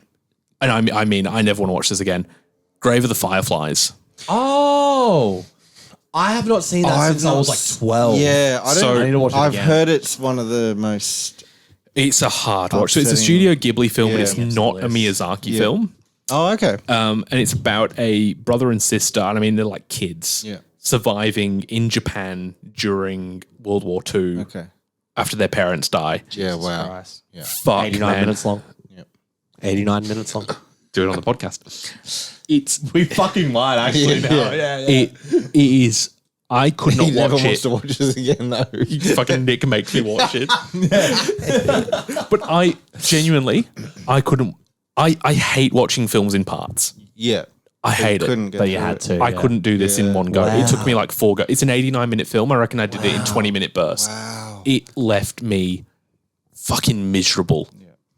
Great film. Yeah. I've heard it's amazing. But Jesus Christ, that breaks you. Yeah. The other one that I put on there is like movie series I've been invested in for a long time. Lord of the Rings is one. I do occasionally tear up in Return of the King. Yeah. I think when Sam helps Frodo. Sam and Frodo is a very beautiful. But again, that's almost like a brother relationship. Yeah. I might spoil it a little bit, so sorry if you haven't seen it. Most recently, I bawled my eyes out in Clerks 3, and everyone's going, "What the fuck?" The Kevin Smith comedy you cried in. But Clerks was such a formative film for me growing up. And I think it is for a lot of like budding filmmakers. Like Clerks 2 might be one of the best comedies of all time. And then Clerks 3 came out. And Kevin Smith was like, this is like the definitive closing chapter. Like I finally get to finish Randall's story. Randall and Dante's story. And have you seen Clerks 3? Do you like Clerks 1, Clerks 2? I'm not that into Clerks, no. That's just it. Fuck out of here. I'm assuming, Kieran, you're not as into it either. I'll fucking die on this hill then by myself. I think they're hilarious, and Clerks 3 is all about Randall making the movie Clerks. He's making a movie about their lives, and then they reenact a lot of the stuff from Clerks 1 because that's, he's like wanting to do it. The movie gets you emotionally straight away with the fact that Rosario Dawson's character from number 2 is dead. She was pregnant and killed by a drunk driver. So you're already sad to be like, fuck, that's a terrible way to go. And there's some foreshadowing, some writing on the wall, but long story short, Dante, the whole reason the Randall wants to make the film is because he has a heart attack and he's like, oh my God, I could have died, so I want to relive all these memories. And then later in the film, Dante gets really angry at Randall and goes, this whole fucking movie's been about you. Like, this is my life you're talking about. You made this whole fucking thing about you. And he gets so angry, so worked up that he has a heart attack. And he's in hospital. He's on like all the tubes and stuff. Randall shows Dante the film. He's like, the movie was about you this whole time. They play what they were filming throughout the film. Right. And I'm going to spoil it because I think you guys will appreciate this scene anyway. As Dante is in the hospital bed watching the film, it sort of does like a motif thing where he's watching it in a cinema and he's watching the whole history of Clerks like play out. And he's watching it and he starts tearing up and Randall starts tearing up. And Dante's in the cinema, he's watching crying. And then Rosario Dawson's character, Becky, comes and sits down next to him in the cinema. And she goes, do you want to stay and watch the rest of the movie? He's like, no, I think I'm okay. And they walk out of the cinema together and Dante dies. Oh. And it's fucking heartbreaking. But if you're a fan of the Clerks trilogy, that is a beautiful, heartbreaking ending. It's fucking beautiful. And the most iconic line from Clerks, the first one, is Dante comes to work and all this shit happens and he goes like, I wasn't even supposed to be here today. And the last thing Randall says in the film at the funeral is like, you weren't supposed to be here today. So it's like, for me, as as a lifelong fan of the movie series, that to me, I was like, I watched it with Rhiannon she'd never watched Clerks before, so she watched Clerks for the first time. But our friend Felicia was a big fan of that. And we both just turned to each other and we were just tears streaming down our face. But I just think it's like a beautiful way to close that series. So if I've been a fan of something for a long time, I usually get I got emotional in Force Awakens. Seeing a Star Wars film and how beautiful that was. You know what I mean? So I get it. That's what makes me cry. One other film I'll touch on only quickly. No, let's keep going. Perks of Being a Wallflower. Oh, yeah. I watched that recently. Yeah. Oh.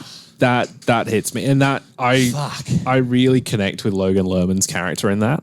So that one really fucking hits hard, especially the bit where he's hanging out with that older group of people, and he sort of is it Ezra Miller's character who's like, I dare you to kiss the most beautiful girl in the room, and he kisses Emma Watson, even though he has a girlfriend, he has a girlfriend who's there, just shit like that. Oh man, my only criticism of that film is that it's super boring the way it's filmed. It is the dullest looking fucking film. Until the revelation of what his aunt has done to him, and then the editing in that scene is fantastic. Have you read the book? I've read the book. It's fantastic. The book hits even harder, I think. The book does not pull punch. No. They got the casting perfect. Perfectly. For that film.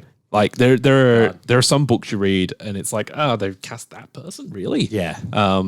But the cast of Perks Being a Wallflower, perfect. So fucking good. Anything else that makes you cry, Josh, before we move along? You fucking hard soul. Cement heart. Cost of living.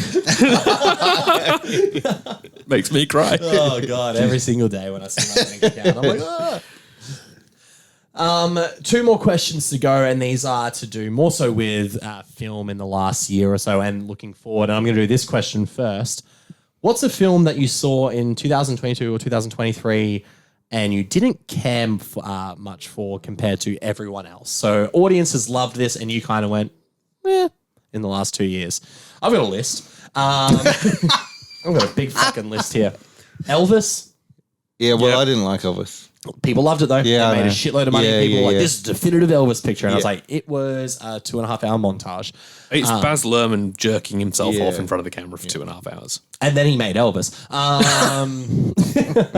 Might be controversial at this table. I don't know. Tar. I liked it. I can see how you couldn't. Yeah. I appreciated Tar Yeah. more Yes. than I enjoyed Tar. True. I think I'm the Kate same way. Blanchett's awesome. Yep. Cinematography is great. Cinematography's great. Yeah. Did she win Best Actress or did Michelle Yeoh win Best Actress? Let me show you. Kate Blanchett should have won. But I do remember we were talking about that. Yeah, actually, it's a pretty dull film. yeah, totally. Yeah. I just think Todd Field's script fucked me off so much. Another controversial one, but You I am need gonna to watch rewatch this again, yeah. I need to watch it again. The Fabelmans. Yeah, I love this. That's movie. based on my initial reaction. I loved The Fabelmans. Yeah, I loved it. I know you say that if it wasn't Spielberg, would you still enjoy it? I would. Yeah. I think it's just a really sweet film. I think the performances are great. I think, I'll be interested to see what you think after watching I it again. bought it on in the Boxing Day sales, so I do have an excuse to watch it again. Yeah. Avatar 2. Yeah, pants. we saw that together. And halfway through, was it? It wasn't even halfway. It wasn't even halfway, but we kind of We're like, oh my god, it's got left. 2 hours to go. I quite liked The Way of the Water. Yeah. Is it just the same plot as Avatar? Sure. Yeah. But now they have flying things, so. Oh, wait, they have flying things in the first one. Now they have water things. Whoa. Yeah, this is the big one. This is the one that's going to get people never listening to our show again. Spider-Man Across the Spider-Verse. Wow. I can't weigh in because I've seen about 3 Marvel films, so fucking go nuts, people. I hate part ones.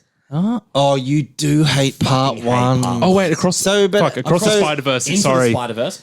Oh, No, yeah. Okay. I'm getting, Oh, I'm yeah. getting Sorry, I got confused with all the confused. fucking like. Oh, No Way Home and Yeah. shit. Oh, I thought you meant the first. saying No Way Home is an okay movie. No, with great Across the fan service. Spider-Verse, I agree. I love it. 9 stars. Fucking 4.5. Jesus Christ. Sorry for swearing so much. I think I've sworn a lot. Sorry, guys. 4.5. Still great. Not as good as Into. Because I agree. Because it doesn't wrap up. Because It's a complete doesn't wrap story. up. Yep. I just don't like No, a you film don't. that builds up to nothing. Yeah. It'll be great when Beyond comes out. But at the moment. At the moment, and that's exactly right. Like, Yeah. and you know what? But there was even moments where I was watching it where I was like, this is slowly. I felt like it was slowly building to nothing. I kind of couldn't be like, what is going to wrap this film up? And it didn't wrap up. So, but again, I need to watch it again. And this is another. The common thing with all these films, except for Elvis, is that I probably need to watch them again. The Zone of Interest. Yeah. I don't think you're in the mood. I was not in the mood, but I think as well as one of those movies where 15 minutes in, I was like, I get it. But this And is then I a. had to sit But there I've. for an hour, another Even though I hour, 10 went and to hour the and cinema a half. and saw this, like I'm at a special screening. Yes, like, film festival. You went to a very special, yeah, that's true. Yeah, it was a film festival thing. But you would need to be in the mood for this movie. Okay. Like I'm trying to think of like being at home going, when am I going to watch this? And just getting to a point forcing where you're yourself. like, okay, I'm now in the mood for Ready to that. watch it? But Yeah. I mean, that was in my top 10. It was, yeah. That, Have you I guys think seen it's. it I yet? still need to see it. I think it's Yeah. amazing. I don't know. I think because so many people are like, oh my God, it's just like, it captures evil so well. And I was watching it and I was like, yeah, it does. I agree Yes. with you. You know, you mentioned about like the sort of the red screens and the very avant-garde sort of stuff. which I agree. I mean, that's I Jonathan agree. Glazer, right? That is Yeah, it Jonathan is. It Glazer, is. yeah, that's I agree. They don't Jonathan Glazer. really need to be there.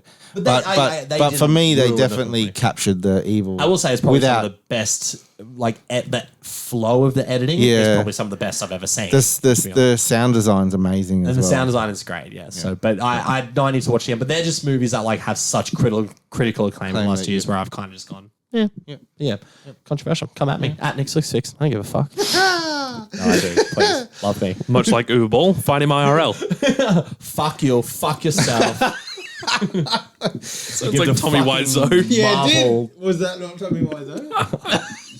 Definitely Tommy Wiseau. Oh, hi, Mark. Oh, hi. I This did. is unhinged. I did some foreign ones and some non-foreign ones. Josh What do you is want the to hear only person- first? all of them together. Everything ever all at once. Yeah. I'll go foreign first. I Return to Seoul. I still haven't seen it. Yeah, you guys. I need to see it. I sort of started to notice critically it did really well. Yeah. Commode loved it. Played at Biff and I missed it at Biff. Yeah, fucking it's mad. on Mubi. Our patron saint, Mark Commode. Yes, he is. Yeah. But I wasn't Please that come on the keen show. on it. Saint Omar, I still haven't seen that either. yeah, I wasn't that keen on that. I got fuck. Okay, yeah. I got. But given anyway, a chance you to know, do that, so, yeah. but- Wow. Evil Dead Rise. We have spoken about. I this. did not like this movie. We have spoken about. Was that That's well received, disappointing. Yeah. Okay. I think it was pretty well received. Yeah. It's in Yeah. what? Whose top 20 was it? It was like that Nick Six guy.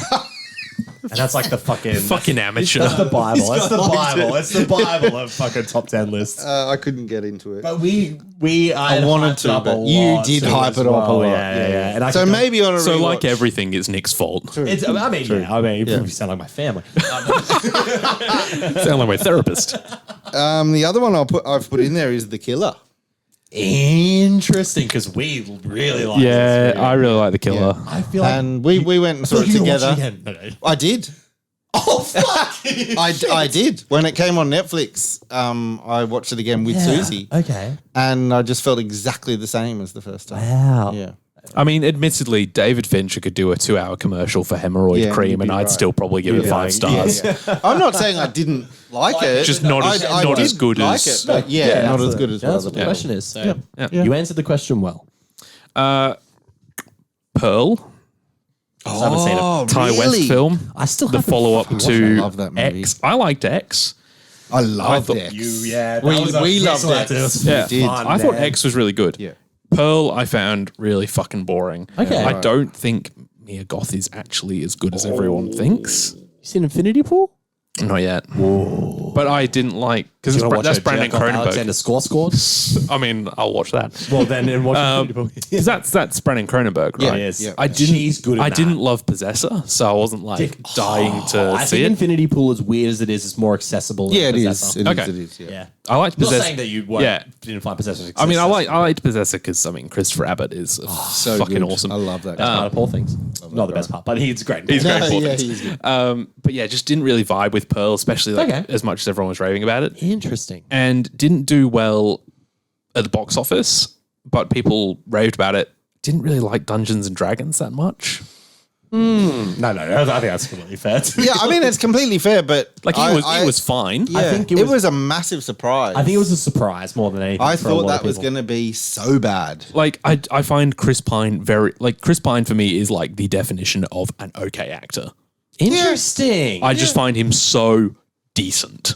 You know what? I will admit. Now you've said it. I'm thinking about it. I just see Chris Pine on screen. That's Yeah. fair. That's fair. Yeah. And I is think it he's fun in that movie. Yeah, I agree. I he think has some it good is. moments. Like it was a 6 out of 10 film for me. Like it wasn't bad. Still positive. I'd recommend it to people, but I just wouldn't fresh. watch it again. It's fresh. And is it Michelle Rodriguez? It is Michelle Rodriguez. Yeah. Jesus Christ, she is a charisma vacuum.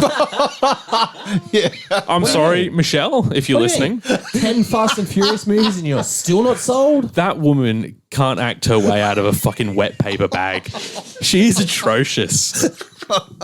Oh, sorry, Michelle. Well, she was actually lined up on the show next week. She's not going to be on now. Anymore. But sure. Yeah. I really don't like her as an She's got a actress. style. I find her specific so fucking wooden. But she had the best scene in the film, which was the cameo from Bradley Cooper. Oh, so good. Which is So that is Great good. cameo. I agree with Josh. I think it was a surprise. It was a big surprise. We that. saw it. For some reason, our screening was so fucking early.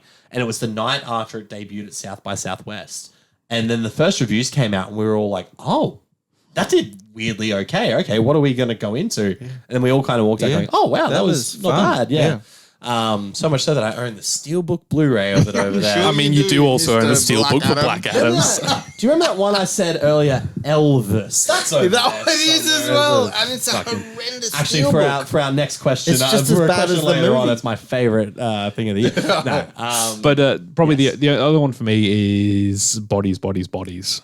Oh, okay. no, I get that. Yeah. Didn't I get that. Yeah, I didn't understand. connect with it. I I found think that's all more of the divisive characters. than people. Yeah, Yeah. I found all the characters just really so goddamn annoying. Oh yeah.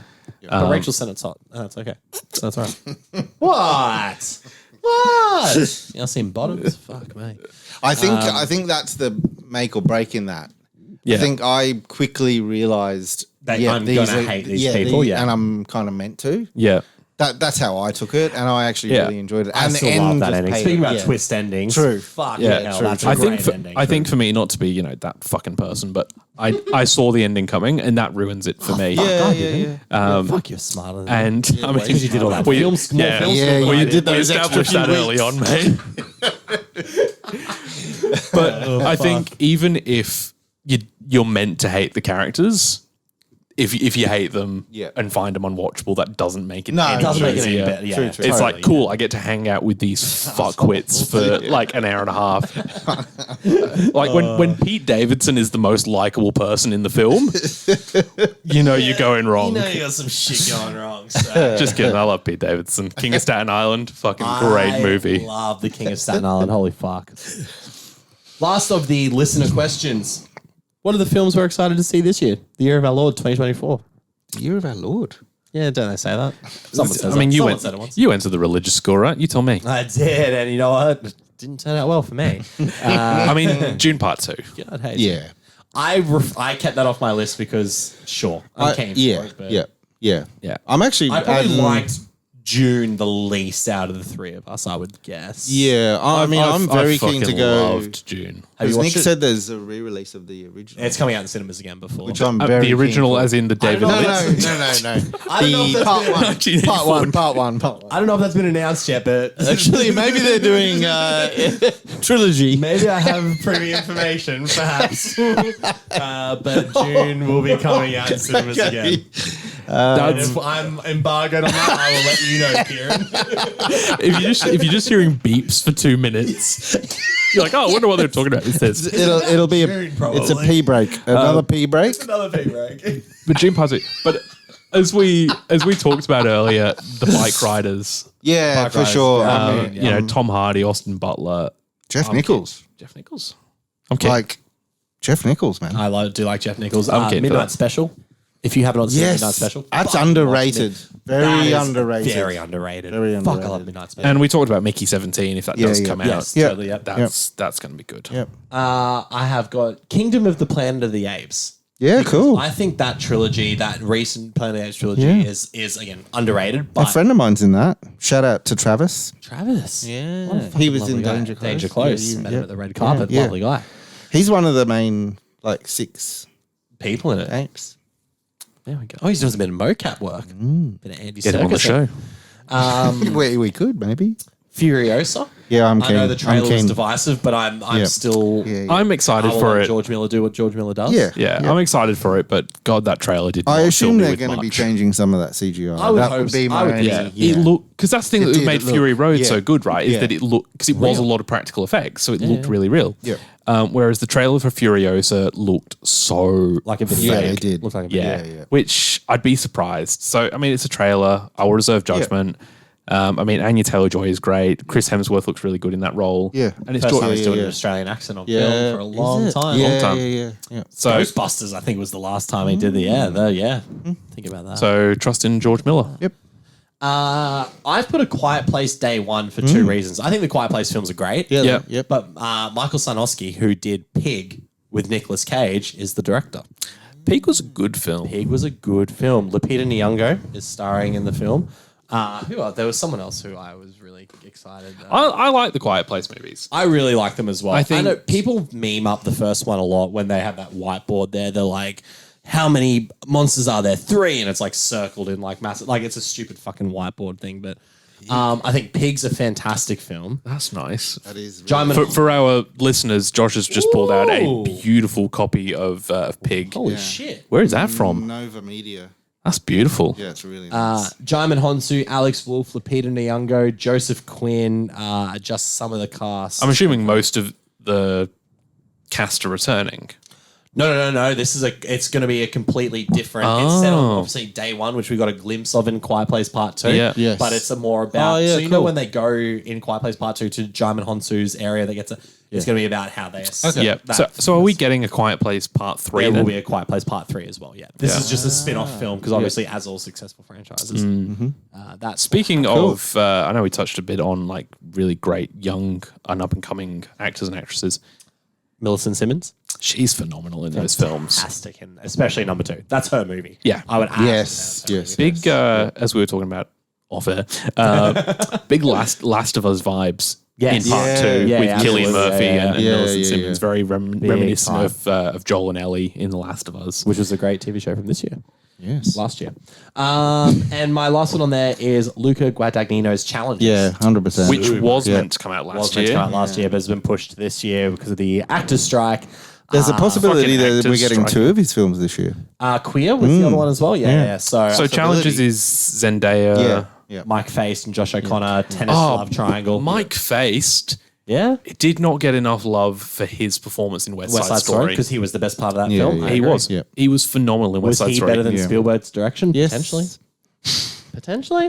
So but yeah. really interested to see him in a non-musical. Zendaya, I'm a bit cold on. I think this will be the one that will prove to us whether or true. not she can really do it. And a quick last minute throw in, Love Lies Bleeding. Yeah. Rose Glass's next film. I've got that on my film. I'll let you take it away then. Yeah. I mean, St. Maud. Fucking what a movie. Yeah, so I'm really excited. That trailer the looks... best closing shot of a film. Terrifying. Yes. Yeah. And that the trailer for Love Lies Bleeding looks really good. So fucking really good. So coming to Australian cinemas in March as well. That was on my list. Nosferatu, but that's probably number 1 on everyone's list. Yeah, Robert Eggers' new film. High up there. I've given a couple of foreign films. This is good. Someone's got to pull the weight. Which one for us is coming out? Well, actually, I'm not sure. Maybe this is aired already.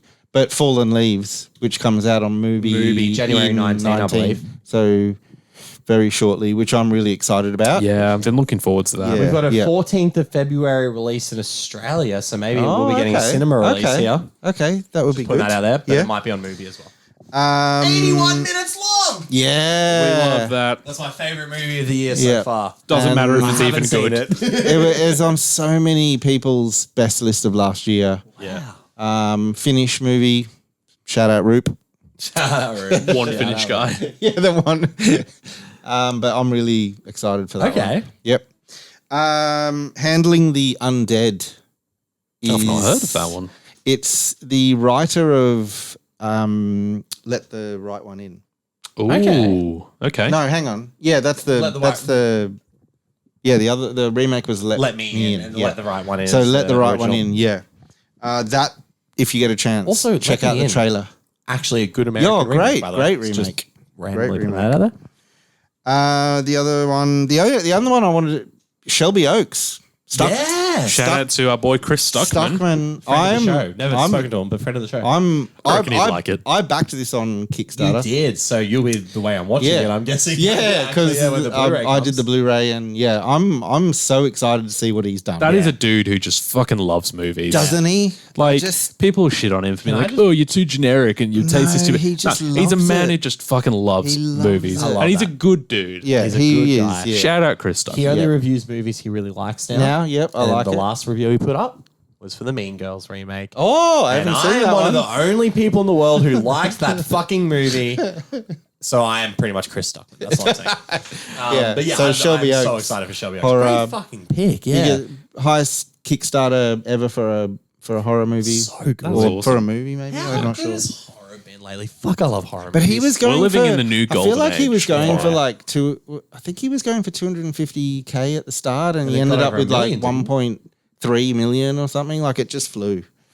So Deservedly so. And he's obviously been held up with the actors and Yes, strikes. true, and, yeah. But it's pretty much finished, and he's they've put forward Do to a couple of festivals. film festivals. Yep. So I'm Speaking super of film excited. festivals, because this show is just tangent heavy at the moment, so we'll just keep going.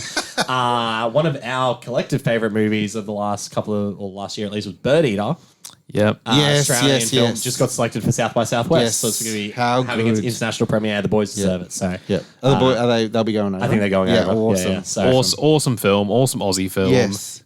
Jim Weir, who I think was at all of our screenings. Yes. I went to a different screening to you guys. yeah, but he was at yours. He was at did mine a as Q&A well. at yours. He just introed our film. Yeah, he did a Q&A at the end of my screening. Just top bloke. Yeah. Top Really bloke. nice dude. I guess we'll plug something else. I did an interview with him.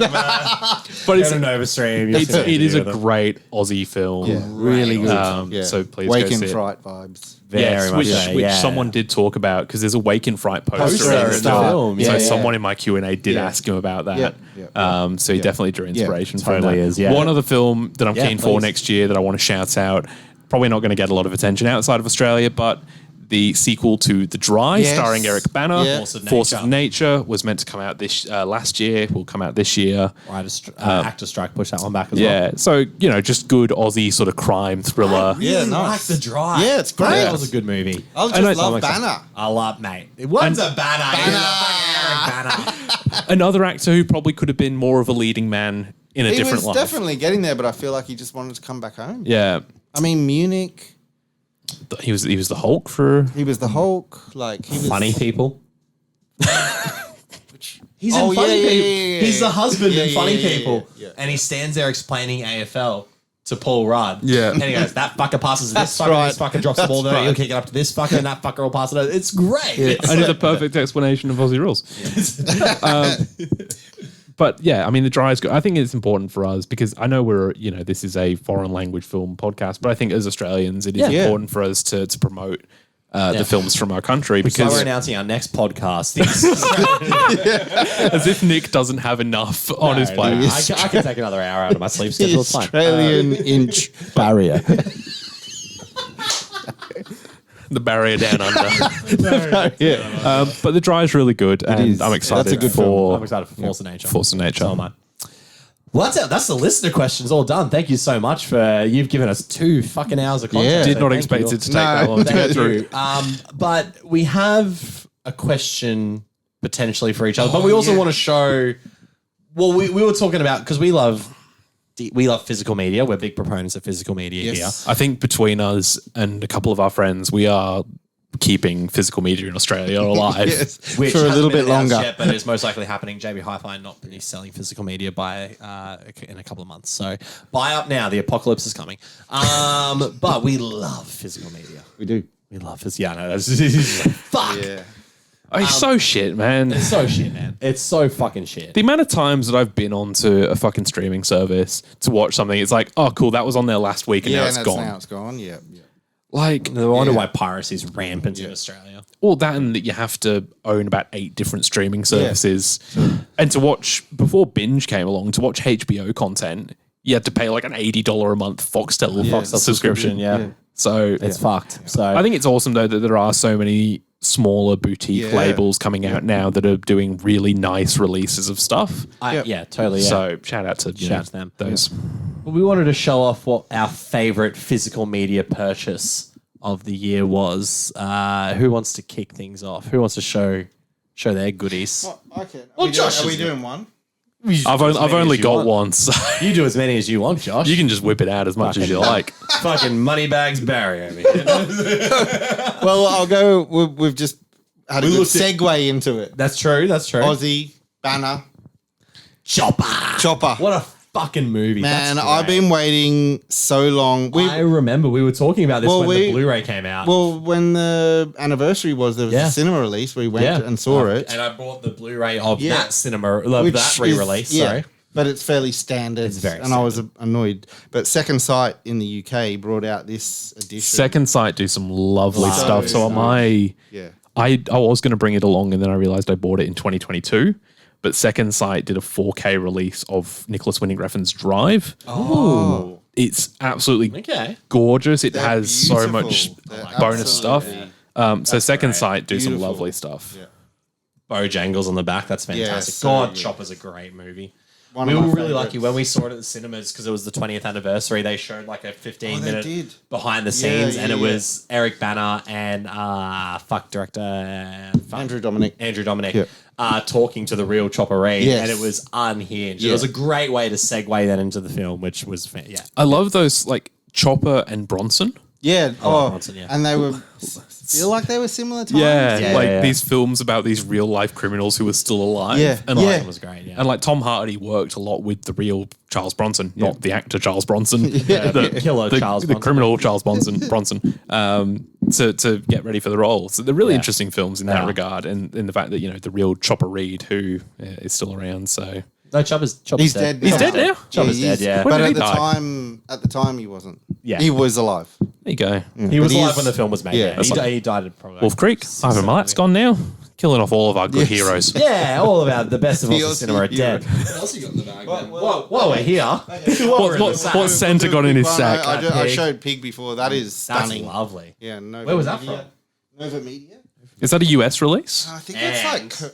it's a steel It book. is a steal. And that's a nice Beautiful steelbook.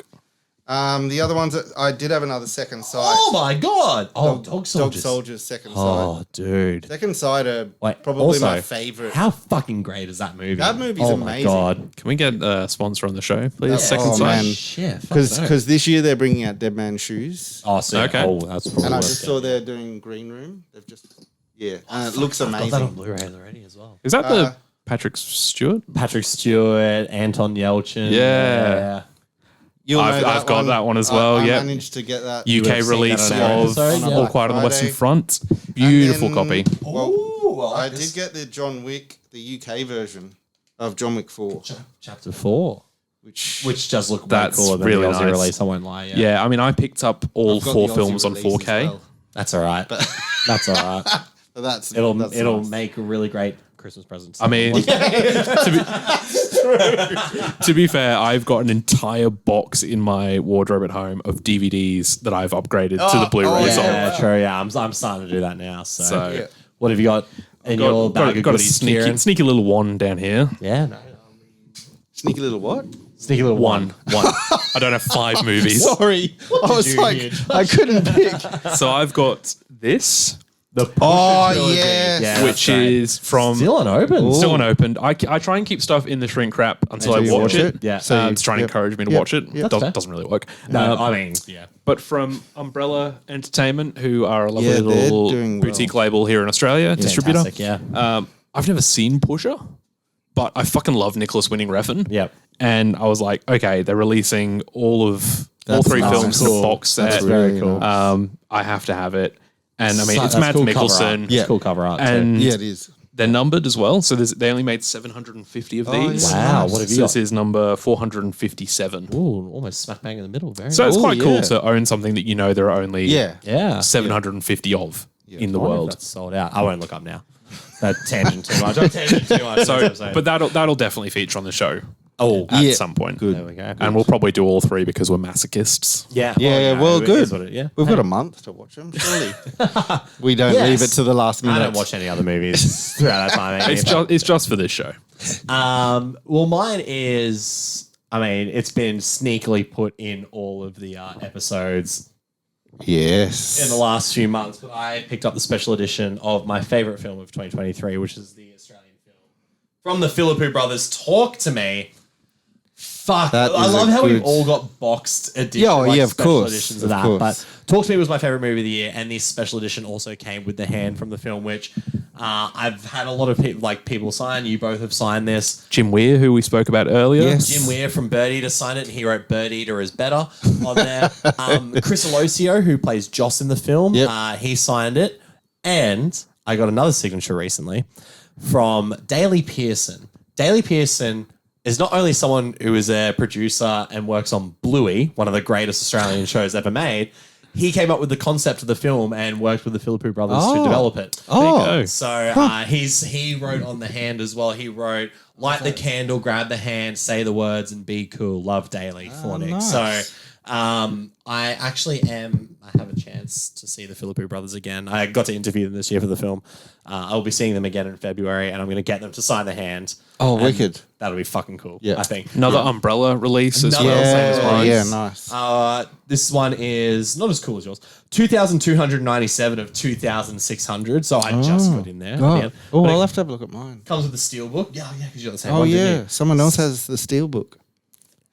We all have the steelbook. We all do now. This one I now, just didn't have to buy technically, mine. but it comes with an art book. It comes with the cards and stuff. But yeah, talk to me. I love the case. The cover, but it was my favorite movie of 2023. So Great. that's our best physical media purchase Nice. of the year. And now to wrap things up, do we all have a question? I've got one. Kieran, hit us while we come up with a question. I came prepared in one regard. The tables have turned. Given it's the new year, Yeah. what is your film New Year's resolution? Fuck.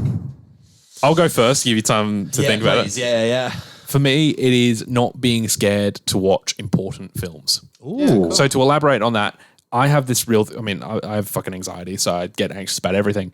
But I have this real issue with watching big films. So it took me years to build up the confidence to watch The Godfather. Because I felt like I needed to be in the perfect headspace to watch it, because if I was even slightly off, I wouldn't be able to experience it properly. Yeah. So my New Year's resolution is to just say fuck it and just to watch those movies, to watch those classic films, to watch those important films, and just don't care if you don't get the perfect experience. Just watch it. That is like, I'll go back to one of my favourite films, and my favourite scenes in a film is in Sideways with Paul Giamatti, and he's waiting for the perfect moment for that wine. And then he ends up drinking it out of the styrofoam cup in the burger shop or wherever he is, which is why I loved the Golden Globes photos of him at the burger, in and out with the Golden Globe. But yeah, I agree. You've just got to do it. Yeah. Interesting. I can pretty quickly answer that. Mine's actually, I think I messaged you guys and noticed on Letterboxd, a lot of my older movies, is a big space in my watching history. So this year, I've actually put a watch list up of old films I want to see. So we're talking like 20s to 40s? In all honesty, anything probably before the 80s. To be honest. If I look at that, it's all 2000 to now and spattered 80s and 90s, but I want to go like 80s and before. So I've got a watch list going for that, and I want to watch some older films. Yeah. Mine's in the same sentiment of making sure I'm watching things that I enjoy watching. So I don't know if you guys know this. I don't know if the listeners know this. I do a couple of podcasts. I review for myself. I review for a site. I do interviews. I do a little bit. I do a little bit of work. And I would say 99% of 2023 was watching films for that and not for me. Yeah. So I got to make a more conscious effort to watch things that I want to watch as well. Yeah. The work isn't going to stop because it can't stop at the moment. But I need to make sure I'm also watching the things that I want to watch. Yeah. So many movies that came out last year, I was like, oh, I want to watch that. I want to watch Babylon again. I want to watch Oppenheimer again. Yeah. That was some of my favorite movies that came out last year, and I've watched them once. Yeah. I want to watch them again. So I'm going to make a conscious effort to make sure I watch what I want to watch. Yeah, cool. You were a bit of the instigation of that post that I did. Oh, I absolutely know that. And it was your post where I was like, yeah, fuck, I got to do it. Well, that's good because that was the aim. Like, and I Josh looked at me and went, you got to watch them. that guy, fuck. But for me as He well, liked Fast X by that point. No, you got to sit back and go, what do I want to watch, Totally, and why did I get into this? I enjoy and what you enjoy about it, and just sit down and go, I really want to see this. 2024 is the year of Nick saying no to things. Yeah, good on you. I think we all do this because we love movies, right? 100%. And I think that's why, for context, you guys go to a lot of like the press screenings and stuff like that.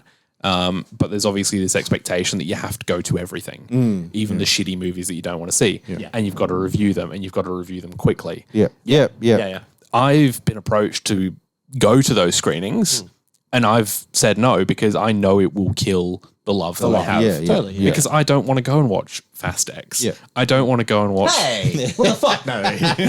What was the fucking Trolls World Tour or whatever it was that you... Trolls band together. Okay. You got interviews out of that. I did. And I kind of enjoyed it. But that's the shit that I know... It's been pretty good the last few years, guys. I'm not going to lie. That's the shit that I know I wouldn't enjoy it. It would start to feel like a chore. Yeah. No, totally. Yeah. Oh, and there's absolutely last year's when I first started feeling. Fuck, there's some. So I think it's really important to stay connected into the reasons why we do this, and if make you sure want to read a great post about that thing over on Film Notions, which is a very well worded post about that exact same thing. Yeah. So I think that's great. I think so. Do you have a question? Yeah, well, no, this is great. I came prepared. No, I didn't. No, but this is interesting because I've actually asked this question before, and I get very curious about the answers to this. Cinematically, in a cinema, has there ever been a movie you've walked out of that you've just gone, fuck it, I'm out? In a cinema? Never in a cinema. I don't think so. Never walked out. Never in a cinema. No, Wow. No, I've stopped watching films at home. Yeah. Which is easier to do. Yeah. Does any stick out to your mind that Cocaine Bear. you stopped? I did. Wow. I did I don't stop. blame you because I didn't like it as much. Yeah, as I anyone did else stop as that. well. But I've heard it's the bits with the bear, great. Everything not involving the bear, not so great. Yeah. that's literally what I wrote on my most liked letterbox post of all time. right. Never at the cinema, but the film Compliance. Oh, you said this. Yeah. We've spoken about this. Yeah. Which for good reason. Like, Yes. so like Great film, But- but it was just so uncomfortable. I physically couldn't keep watching. Yeah. This was probably like 10 years ago, so I was a little less, hardened to the, Yeah, totally. Yeah. the tough stuff to watch. But it was a really difficult film to watch. And that's the only film I think I can ever remember not finishing. Yeah, I've sat through some utter shit. Yeah, I went yeah. and saw Hitman Agent 47 I at did the see that cinema. at the cinema too. Yeah. And I still managed to sit through that whole thing. Did you go in with eager anticipation? Be like, they're gonna get it right this time, and they did. I think I went in being like, how hard can it be to fuck up a Hitman movie? Evidently, it's easy. It's very easy. Twice they've done it. Remember when Timothy Oliphant was the hitman? Anyway. So you never walked out of a movie? I've not either? worked out of a cinema. No. I've walked out. I'm too much of a tight ass. Yeah. I'm like, I've paid $15. I'm getting my money's worth. I walked out of Terrence Malick's A Hidden Life. Okay. It's a Terrence Malick movie. It's basically just an excuse to have a nap in the aircon, right? Yeah, that's a good point. All Eyes on Me, the Tupac Shakur biopic. Yeah. Fuck me. Straight Outta Compton was one of my So favorite good. movies, So 2015. good. And then I was like, oh, okay, if they follow me up with the Tupac movie, it can't be that bad. It was that bad. But the first movie I ever walked out of, and it's almost a similar reason why you stopped Compliance. And bless my mum, she didn't realize, but she took me and my brother at a very young age to see I Am Legend. Okay. And that fucked us up pretty early on. That's a pretty scary film to watch. I mean, that was like, what, 2004? No, like that was 2006 Okay. or 7 or one of them. So I was like 11, 12, Yeah, 13. that was one of my about 10. favorite movies as a kid. I still love it, to be honest. It's not great, but I still love it. The CGI looks so bad. It's bad. It's bad. But obviously it got pretty intense. My brother was the one to be like, and in fairness, he was like 9 years old. He's like, can we go? And it was, we got, You were like, to the shut point up, where you he little shit. strangles the dog. Like we'd seen some shit already, but yeah. That bank scene is fucking terrifying. Like even now, it's terrifying. So, I've walked out of a fair few. Yeah, right. Almost walked out of The Hitman's Bodyguard. I think that's one of the worst. You go movies and ever. watch a lot of crap, though, to be fair. I don't see these films. Hell yeah, dude. You got to shift through the shit to get to the gold. So yeah, that's that Or was my question. you just wait for someone to watch the gold and then you go and watch it yourself. Yeah, that's it. Yeah. What? That's an option? What the fuck? Look, I've sat through some shit movies. One recently where I got to then speak to someone who I was worth speaking to. So, So Yeah. it's pros and cons. Do you have a question? Off the top of my head, what's your favorite movie from the podcast? Ooh. And conversely, what's your least favorite? Yeah, okay. We'll do a best bit of of both. both. So I'll go first. Yeah. I reckon my favorite film so far is either a toss up between Y Tu Mama Tambien and Mommy. Yeah. Can you pick Yeah. one? That was the question. You got to pick one. Yeah. Una mas. I think Y Tu Mama. Yeah, right. Yeah. Cool. I really loved Awesome. it. It really had such a profound impact on me. Yep. Worst film we've watched. It's not a bad film. We haven't No. watched any bad No, films we on the actually podcast. But I think We're the all film. gonna have the same one, maybe. I don't think we will. Because I think if we, it's probably the film that I'd least want to watch again. Okay. And I would probably say The Quiet Girl. Oh, I just found that's controversial. Yeah, because I know you guys really liked it. Really liked it. I just found it really dull. Yeah, right. And I don't think I would get anything from a rewatch. Interesting. Yeah, right. Okay. Okay. Yeah. Yeah. Cool. All Quiet on the Western Front's my favorite. Oh yeah. Yeah, that went up that from movie. a 4 to a 4.5 for me. Yeah. And for some reason, we watched it again over Christmas at Rihanna's parents' did place. ya? 'Cause, it's a lovely Classic film. Christmas film. But I think her dad hadn't seen it, and he loves war films. But he was just awesome. rewatching it. It was fantastic. But Mummy's up there for me. Yes, Mummy's up there. It's up there. Yeah. Barking Dogs Never Bite. Yeah. My own pick, biting me in the bum. Look, we just praised the fucking shit out of Bong Joon-ho earlier in the episode. But that was one where I was like, It's not a bad film. No, it's I don't not. think we've actually watched a bad movie this series, but we haven't.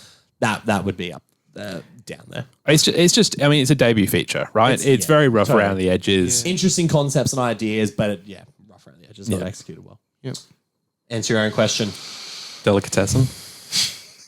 No, I don't like. It's a Mama. Yeah, I think it's a Mama. Yeah, and even like Mummy's so close. Mummy is very close up there because as well. that really. But It's a Mama's got so much nostalgia for me as well, and as we kind of said in the podcast, just years on, I've got so much more out of that movie. Yeah, totally. And this rewatch was special. I think with Itumama, it's just I had such a different experience. Like Mummy, as we talked about, Nick, it's a tough watch. Yeah, Like it's a hard watch, Yeah. whereas Itumama has its more sullen moments. Yeah.